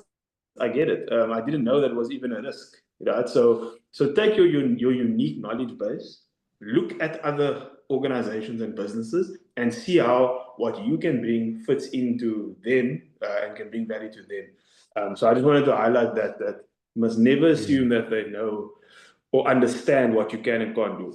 They don't, for the most part. Yeah, and again, I mean, if it's, talking about companies, nothing stops you from going and saying, you know what, you're a medical doctor, you really open to come and do a talk to the senior leaders in the business about their health and certain things, and you're not going to charge them. You're basically doing it as a relational builder. You'll be amazed at how many doors actually open, by just offering that, like, because it's got a direct benefit for them, but that they hold the key to the rest of their staff, right? And you might even gain a customer or two out of that engagement. So I think we sometimes underestimate, and that's why I said in the beginning, if there was ever a group of people that has the perfect tool to build social capital, it's you as a medical doctor. Like, no one can do what you do, right? Although there's a lot of people that do what you do, no one can do what you do if you know how to use it appropriately. You literally have keys, and I use the word keys because it means you literally can open doors with the capability and the ability that you have. So don't underestimate that. So quick, I think all of you do use Netflix. If you haven't, some of you might be still on Showmax. But I want to quickly use Netflix as an example. No reflection on Showmax, of course. Now, yesterday, I think, or the day before, we spoke about DVDs, right? So what is Netflix's business model? If you think about it, and again, I just want to show you how these things work, right? So you're looking at, again, it's the same. Who's the customer? It's people who love movies, it's brands, and you see these two different customer segments. Okay, two different customer segments. This was still in the era when Netflix was still doing DVDs. I don't know if some of you know what a DVD is. Okay, it's like these little round silver discs. And what they did was they actually went and they did this whole subscription model, right? And for brands, what Netflix did, they allowed brands to do product placement in movies or in productions. Of course, the Netflix business model has completely changed since then. But what I want you to see is it's very simple to navigate and to map out your business model, right? You can do it for any business using the business model canvas. So what I want to encourage you is, when you get an opportunity, take the BMC, the business model canvas, and just map out the way you understand the business. I mean, we had some good conversations now based on Precious and some of the things that was highlighted. I do believe there's an opportunity for you that once you map out your business model canvas and you put down some of your key partners, there's an opportunity for you to think about, okay, so how do I strengthen the partnerships? What do I have that I can bring to that partner that will allow us to establish and build a key partnership? And that is something that you can do, and you have to do it. It's not something that, you can't overthink it. You can plan for it, you can consider it, but somehow along the line, the partnership only becomes active if you actually do it. So that is very, very important. So I want to end off with pivots, because I thought, let me speak about pivots quickly. Because pivots is a very important thing in a business, right? Now, in order for you to understand a pivot, you need to know what your business model is. Now, we said yesterday, pivoting is when you move 180. It's when you shift an essential part of your business strategy. Either you're changing the product or you're changing the business model. Yesterday, or the day before, I used the example of Mixit, where Mixit first aimed their business at a business customer segment, but later they pivoted from a business customer segment to a youth market, and they changed the whole business. I don't know if you're all aware that ASAP used to be called Bottles by Pick n Pay, and Bottles by Pick n Pay actually grew out of Bottles. So pre-COVID, in 2019, there was a company that, sorry, Chad, you want to say something? And I was gonna say, to add to the extras, you guys know LG, the brand LG that does appliances. They started as a cream company. They used to make cream, like face creams. And Lamborghini, obviously, I'm sure most of you know, started as a tractor business and became a luxury supercar business. So I was thinking about this pivot quite a bit yesterday. I was laughing, looking back at Yeah. how different companies have pivoted and even how we've pivoted, I guess. And so pivot is something that every business does. And I think that's what I want you to see. Pivot doesn't necessarily mean this is what it is supposed to be and it's going to remain that. Okay.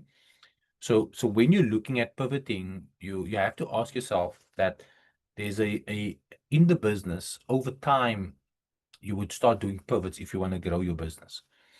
Like I said, bottles used to sell alcohol and deliver alcohol, and then COVID came.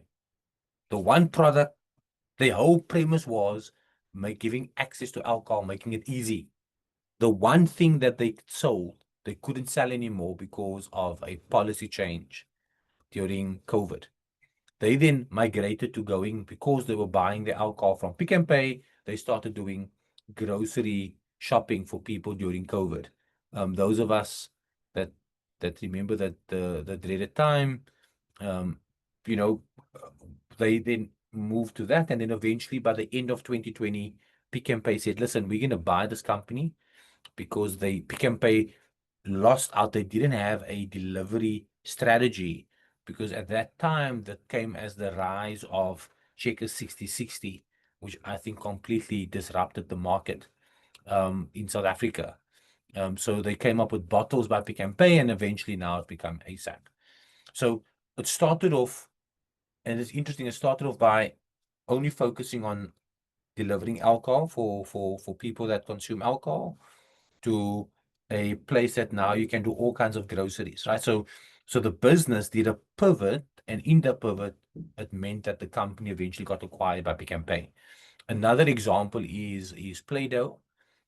Play-Doh used to be a wall cleaner. That used to be this ugly gray wall cleaner before the Second World War, for those of you that were around.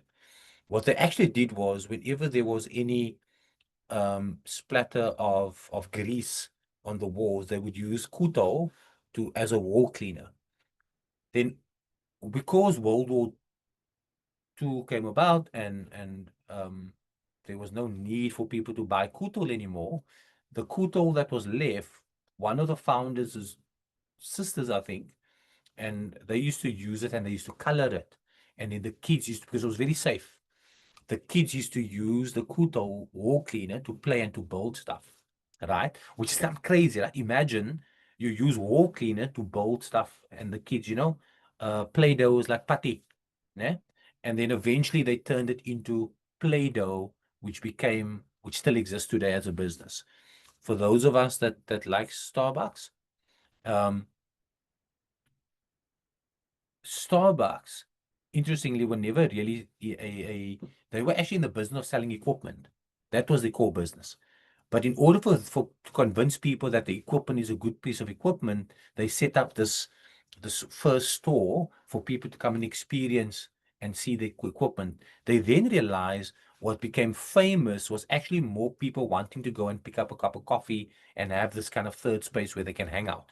Eventually, that became the core part of the business, and today we know Starbucks for what it is. So there's a lot of examples of how businesses would pivot over time, and that is why I want you to think about who you thought was your customer. It might take a little pivot for you to say, wait a minute, who I thought was my customer, yes, that is one customer, but maybe there's an opportunity for me to pivot to a different customer, because that is going to allow me to grow my business, right? And this is something, and the great thing is you're still going to render the same level of service and quality of service, of well-being, healthcare, and bringing healing to people. But it just means that by doing pivots, it enables you to go and explore more opportunities. And I think that's the beauty of when you go, as you venture on this journey of becoming and being a health entrepreneur, right? There's a lot of different pivots. I just want to quickly leave you with some examples, because I believe I only have 5 minutes left. if I may quickly, right? So here it is. There's what they call a zoom in pivot. Okay. Now, a zoom in pivot is when there's one feature of a product that is so good that you zoom in and that becomes the product itself. The example I use with Mixit. Mixit used to be a gaming company, but the feature in the business that most people use was chat. That the chat became the actual product. So that's a zoom in pivot. Another example of a zoom in pivot. I don't know how many of you have recently been to Woolworths. Now, I don't know if you're aware of it, but Woolworths used to predominantly sell clothing. I don't know if you know that. And in the early days, Woolworths was a predominantly clothing, and then there was a single aisle, one aisle where they had some foods. Woolworths Foods was there, a food aisle. What Woolworths didn't realize was that but the food part of the business is actually the growing part of the business. Therefore, they zoomed in onto food, that they even created Woolworths Foods. And if you go to a Woolworths more recently, you would find that the food section is actually larger than the clothing section. I don't know if you've picked that up.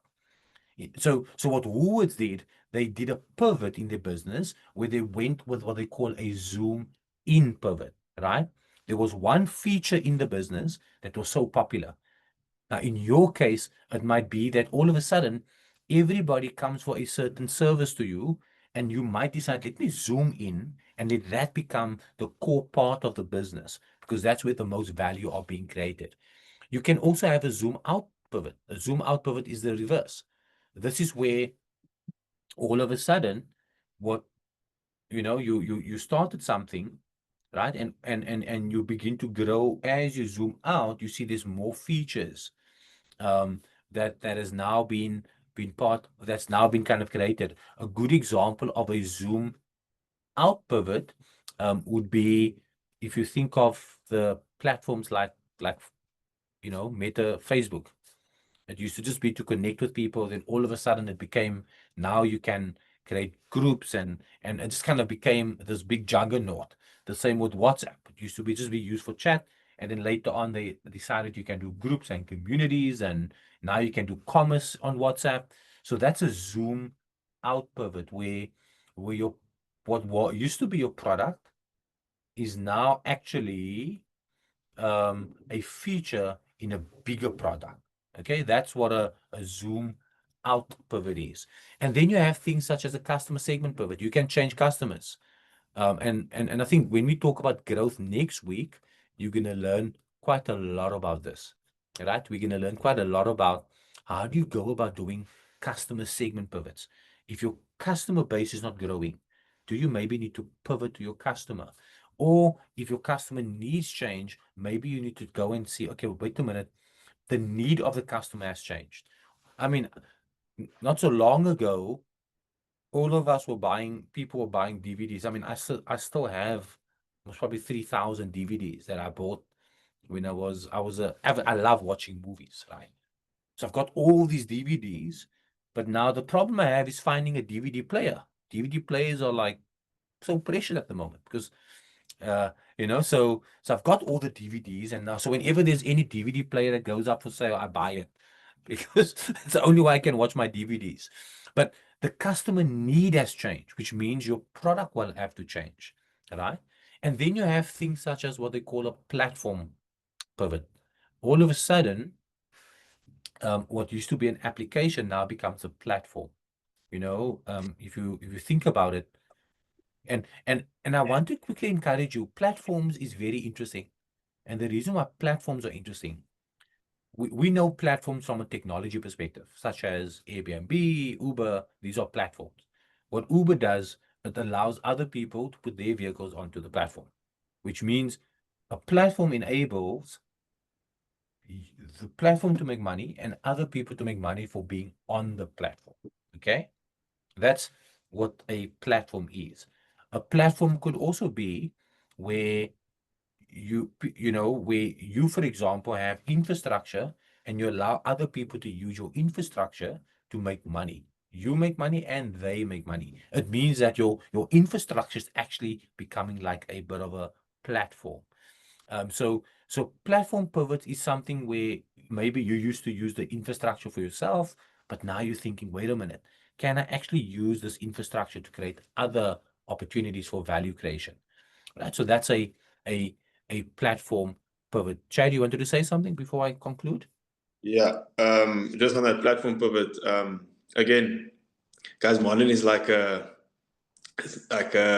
textbook experience textbook. I don't know how to put it, but I think when we've seen as many businesses as Marlon has seen over the years, you can sort of really pinpoint specific things that will add value. And from my perspective as an entrepreneur, and working with Marlon also, you see, sometimes you come in with a lens of maybe as the person who's maybe the industry sort of, you kind of know the industry, and you kind of have your back up a little bit because you're like, no, but I should know, right? You know what you know, you believe you know. And yes, for the most part you do know, but oftentimes when it comes to these types of things, you may find a lot of value and sort of people could influence your model quite a bit that are not even in healthcare at all. And I think that's where a lot of the uniqueness and the value of opportunities come from. Like Marlon just said, now on the platform side, you take something that you use just for yourself, and then a pivot comes along, and you're like, but actually, it is actually a way to allow other people to build their own thing and make their own money. And if you think about My Pocket Health, which is obviously something, you know, I built and we founded it and so on. And initially, we were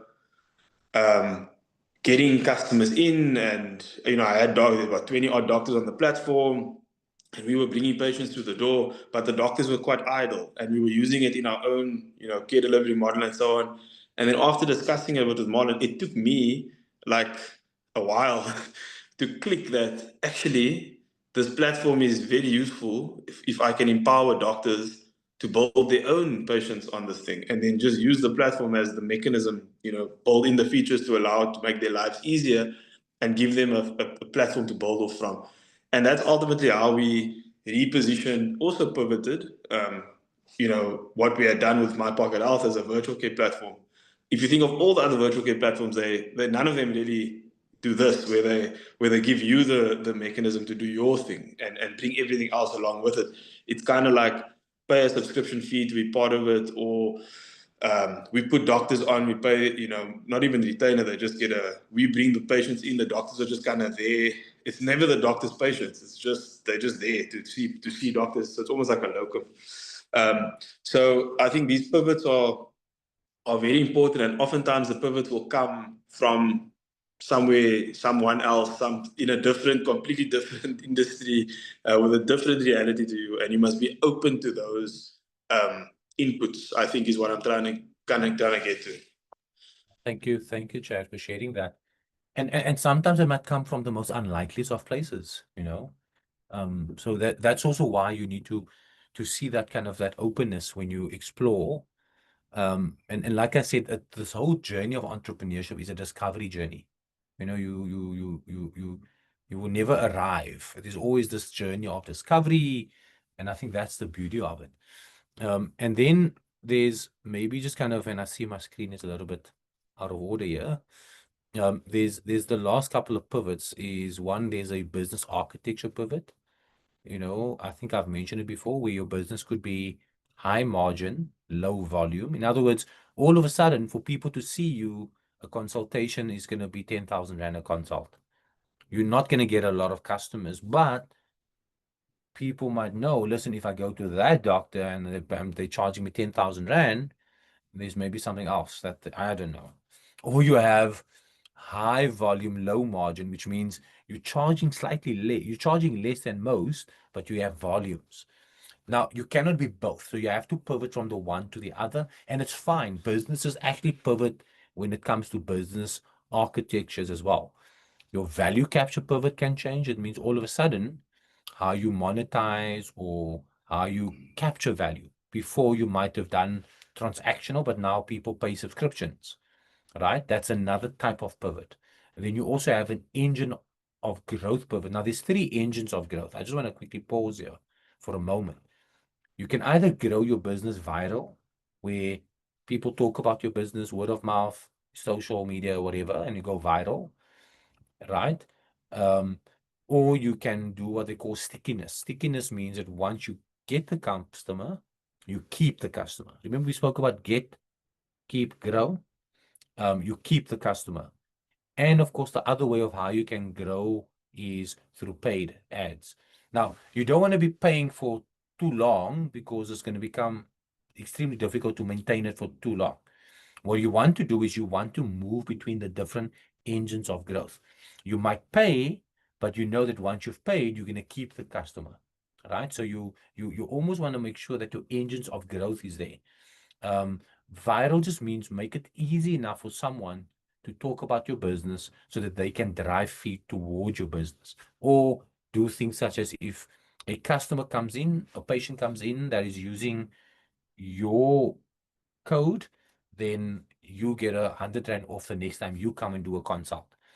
So so it just means there's the same thing that they use in technology where you have like a reference code or a what do you call it?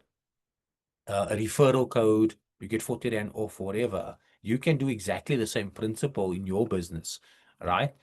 You just have to kind of create the mechanisms to enable that. And then there's also a channel pivot, which we spoke about quite a bit. Maybe you decide, listen, I'm going to now go through, I've used to communicate in a certain way with my customers. I'm now going to change the way I reach my customers. And you can pivot channels until you find the perfect channel so that you can go deep in growing your customer base. The last one, which you cannot see there, is the technology pivot. When technology changes, all of a sudden, I don't know how many of you are still actively sending people SMSs. Personally, I think most people would use WhatsApp or whatever other messenger that they are using, because the technology changes means that you would do a technology pivot, and that is also fine. So pivots is part of the business. You're always going to change things. You're going to pivot from one to another, but your main focus and your main goal still remains the same. Okay. I think that's really it. From my end, I think all I want you to remember is the business model canvas, right? And the business model canvas, I've got the Mud Jeans example up again, has got 9 segments. Everything on the right is about how you, everything on the left side is how you create value. Everything on the right is how you deliver value and how you capture value. Every single business will do those 3 things: create value, deliver value, and capture value. And if you see that the business is not moving in the direction you want to go, then you have to ask yourself, okay, do I perhaps need to make some pivots? Do I need to pivot my customer? Do I need to pivot my partner? Do I need to pivot my channel? Do I need to maybe change my value proposition? Right? And as you begin to do these pivots, that will take your business on the right trajectory and on the right direction. So that's really all we're going to be doing today. And what we're going to do most probably next week, and hopefully you'll get a chance. I want to encourage you, take the business model canvas and just roughly map out what you think your business would look like on the business model canvas. It doesn't have to be perfect. Remember, it's a work in progress, but I want to encourage us to try that next week sometime. And so that we can just kind of see what does it actually look like, and you can share it. We're going to share it with us so we could see what does your business model canvas look like. But that's all from me. I want to say thank you so much for pushing through. And I don't know if there's any final questions before we say goodbye, and I wish you all an incredible day. I was just Karina's message of it. I was literally just texting Cindy now to say we must please ensure the updated material on the LMS today. No, I'm gonna make sure it gets up today, Karina. Some Camelo Water will make sure it gets up. So it'll be the video recordings plus so some of Marlon's material also he modifies it sort of in real time also sometimes. So we're just getting all the most up-to-date stuff that he presented to be uploaded. And then, yeah, I think that's the week. That's the first week of the bootcamp. I'd love to. I mean, if you guys can share, kind of maybe just briefly, if you guys how it was before we kind of end off. Maybe some key takeaways would be very cool. If anyone could share any of that. Then obviously next week we're gonna get a bit more focused on setting up sort of the business, and again the if you thinking about it over the next few days, the concept of a practice is changing, and we are the sort of first movers in the South African context that's really driving this changing framework of a practice. So we'll go into that a bit next week, and like Marlon said, the growth side of it also, and we'll also look at some sort of financial masterclass type stuff where it's you know the basics of that. I'll do a sort of full session with you guys also next week on setting it up and running it, and giving you just a bit more background on the practice itself, and we'll look specifically at the focus, go-to-market strategy, the business model. We'll work through that, and then we'll do the same for the virtual care. But yeah, I'd love to hear anything, sort of takeaways, highlights, etc. Would be useful, even if you pop it in the chat before you go off, or want to share. Please, would be really cool to hear. Thanks, Mika. And Mohammed. Hi guys. Firstly, I would like to thank you both for all the wisdom you've shared. I've learned so much, but I think one of the things I really appreciated was kind of the frameworks that you guys provided, like the canvas. I think I was first introduced to that canvas in the NGO space, because when I first presented, another NGO kind of was willing to give me advice, and when I presented the NGO, I kind of got the sense that, you know, I was ill prepared, and when they gave me the canvas, I understood why. Because communicating your business to potential funders, as well as I've seen in the NGO, is very important. And so that canvas is something I really appreciate, and all the advice around that. So thank you for that. Awesome. It's Thank you nice so to much hear that for- you're engaging on the NGO side also. I think you're in the right company to explore that path also. But awesome. Thanks for those that made comments in the chat also. Really appreciate it. Yeah. Okay. Yeah, I don't know if there's anybody else that maybe you just want to say something before we, and the rest of you can drop it in the chat. It's fine. If there's someone else that wants to just share a thought. Remember, the key thing is really just we just wanted to make sure that everything is just opened up, so you can see how to kind of map out the business journey. And thank you again for those of you that endured. Looking forward to next week. I'm really excited for the next kind of part of it. But I'm more excited to kind of see when you kind of get going, and as you kind of begin to see things unfolding for you. I mean, that's really That's key the thing fun. that I'm That's the key thing. And really, I want to really also, appreciate. I want to encourage you guys also. I actually had this discussion with my mother the other day. So just for 2 seconds quickly. So my mom, you know, this like GLP-1s and Ozempics and all these things. There's a lot of things around it and so on. And for me, you know, as someone who understands the physiology and how it works, and I got my mother to start it because from a willpower point of view, I said, Mom, you're aging a little bit now, and you know you don't necessarily have the willpower to do X, Y, Z. There are tools and things that you can use to make it easier for you, because I'm thinking my mom's longevity, ignoring all social commentaries about it. I'm like, I want my mom to be as healthy as possible and be around as long as possible. So anyway, we convinced her to do it, and we get her on it. We start her, we do the bloods and everything. And she's like, no, I'm not telling anybody about this. And I'm like, but why? Like, I couldn't understand. She's like, no, she was like, I don't want people to, let's just see I've lost weight. So I said, Mom, the thing is, like, you are in a privileged position also to get access to these things because you have healthcare around you, right? Not everybody has that, right? So if you have been given this unique perspective and knowledge, please share it with your friends, because ultimately if you care about them as your friends and family, you'd want the best for them too. And I'm not saying Ozempic is the best thing in the world. I'm just saying that whole thing of she didn't want and ultimately I actually told her no, I already told your friends you started, it's fine, like a best friend, which obviously I didn't do. And then she went to a party and she said she was so liberated when she actually told them. So I said, yes, you are a change agent in that friend circle of yours too, because now you're gonna get them to understand it better and you're gonna be healthy. And I want to encourage you guys to do the same. I think with this it takes a lot of courage to also step into something that's unfamiliar, and that I think challenges your frameworks and your perspectives. And mine and Marlon's wish, our wish is and our prayer is that as many doctors as possible kind of get involved with this thing. And I want to encourage you guys to please encourage other doctors to join it.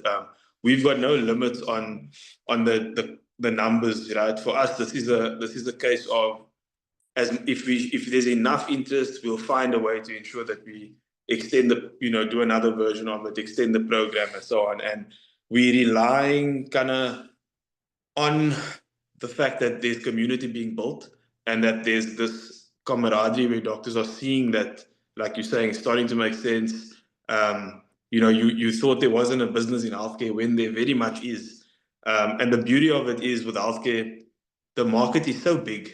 There's so many patients and so few doctors that there's never a case of competition or whatever. Yes, maybe to a degree, but ultimately the supply and demand in South Africa is never going to change. And we are the generation of doctors, I believe, who have that impact and can have that impact. And I think taking hands with you guys, for me personally, is the honor. And I actually strategize a lot of my long-term thinking around, this community that I'm building now. And Marlon the same, we're attacking this thing together. So yeah, thank you very much for the willingness and the openness. And I'm glad it was of value. Again, value proposition. We had to think, what's the value proposition we bring if we're going to do this? And we felt, we would be able to bring value. And I think it was unique because I understood the other side as well, understanding what the doctors are, going through, what they were exposed to, what not. And with Marlon, reverse engineered Marlon's value proposition or value that they require to how to bring him into this thing. So, and same with Innovation Edge and all our other partners. So yeah, thank you so much, guys. Yeah, so thank you, Chad. Thanks, everybody. You've given me 10 minutes more. You can turn your watches back, then you can get your 10 minutes back. Thank you so much. Enjoy your Thursday. Have a good weekend ahead. And looking forward to seeing you all next week. Thank you so much, eh? Thanks, guys. Thank Thanks, you. Marlon. Cheers. Bye.